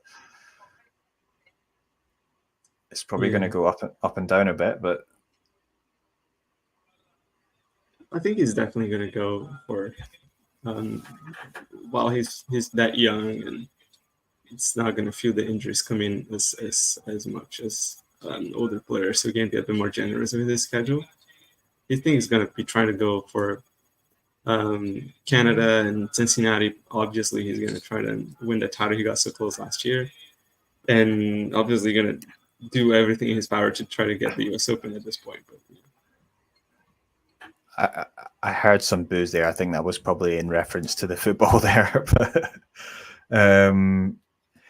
yeah, potentially an amazing day for Spain if they win the Euros and the football as well.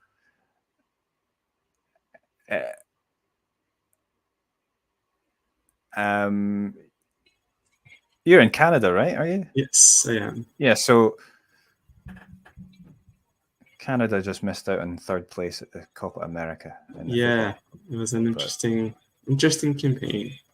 The very I think they were like a few seconds away from the 3rd place and let in the goal from Uruguay and lost in the penalty shootout. But Suarez. Yeah. Anyway, back to tennis. So, any final thoughts? Maybe then we can wrap up. Yeah. Definitely feel like even though he won, he's gonna maybe not tonight, but maybe a couple of days later, he's definitely gonna want to debrief that fiasco of a 5-4 game, because Djokovic wasn't necessarily playing his best, but something happens like this against Sinner, who just came back from 2 sets to love to win the Australian Open. Things could have turned out way different. So he's gonna want to debrief that one and make sure that he's not letting that happen again. So that's the one hiccup that I feel like Carlos should really be intentional about looking into and not allowing that to happen again. And it's all kudos. Like, what else can you say? Yeah, but it was a straight sets victory, and that was the one blip really that you would say. It was an excellent performance otherwise. But yeah, of course he's had these dips, but it's definitely something that he wants to iron out, and I think that's a good point. And now that he's just building confidence, building and getting used to winning at this level, he might actually start to iron it out, and that's going to be just horrible for the rest of the tour. Let's see if he can dominate in the way that we've seen some of these legends do. So I think maybe we should just we can just sign off. I think if you need to go. Let's sign off and let the ones who are to celebrate that victory, and then off to football after. All right, thanks a lot, guys. Thanks for watching. Thanks for watching. See you later.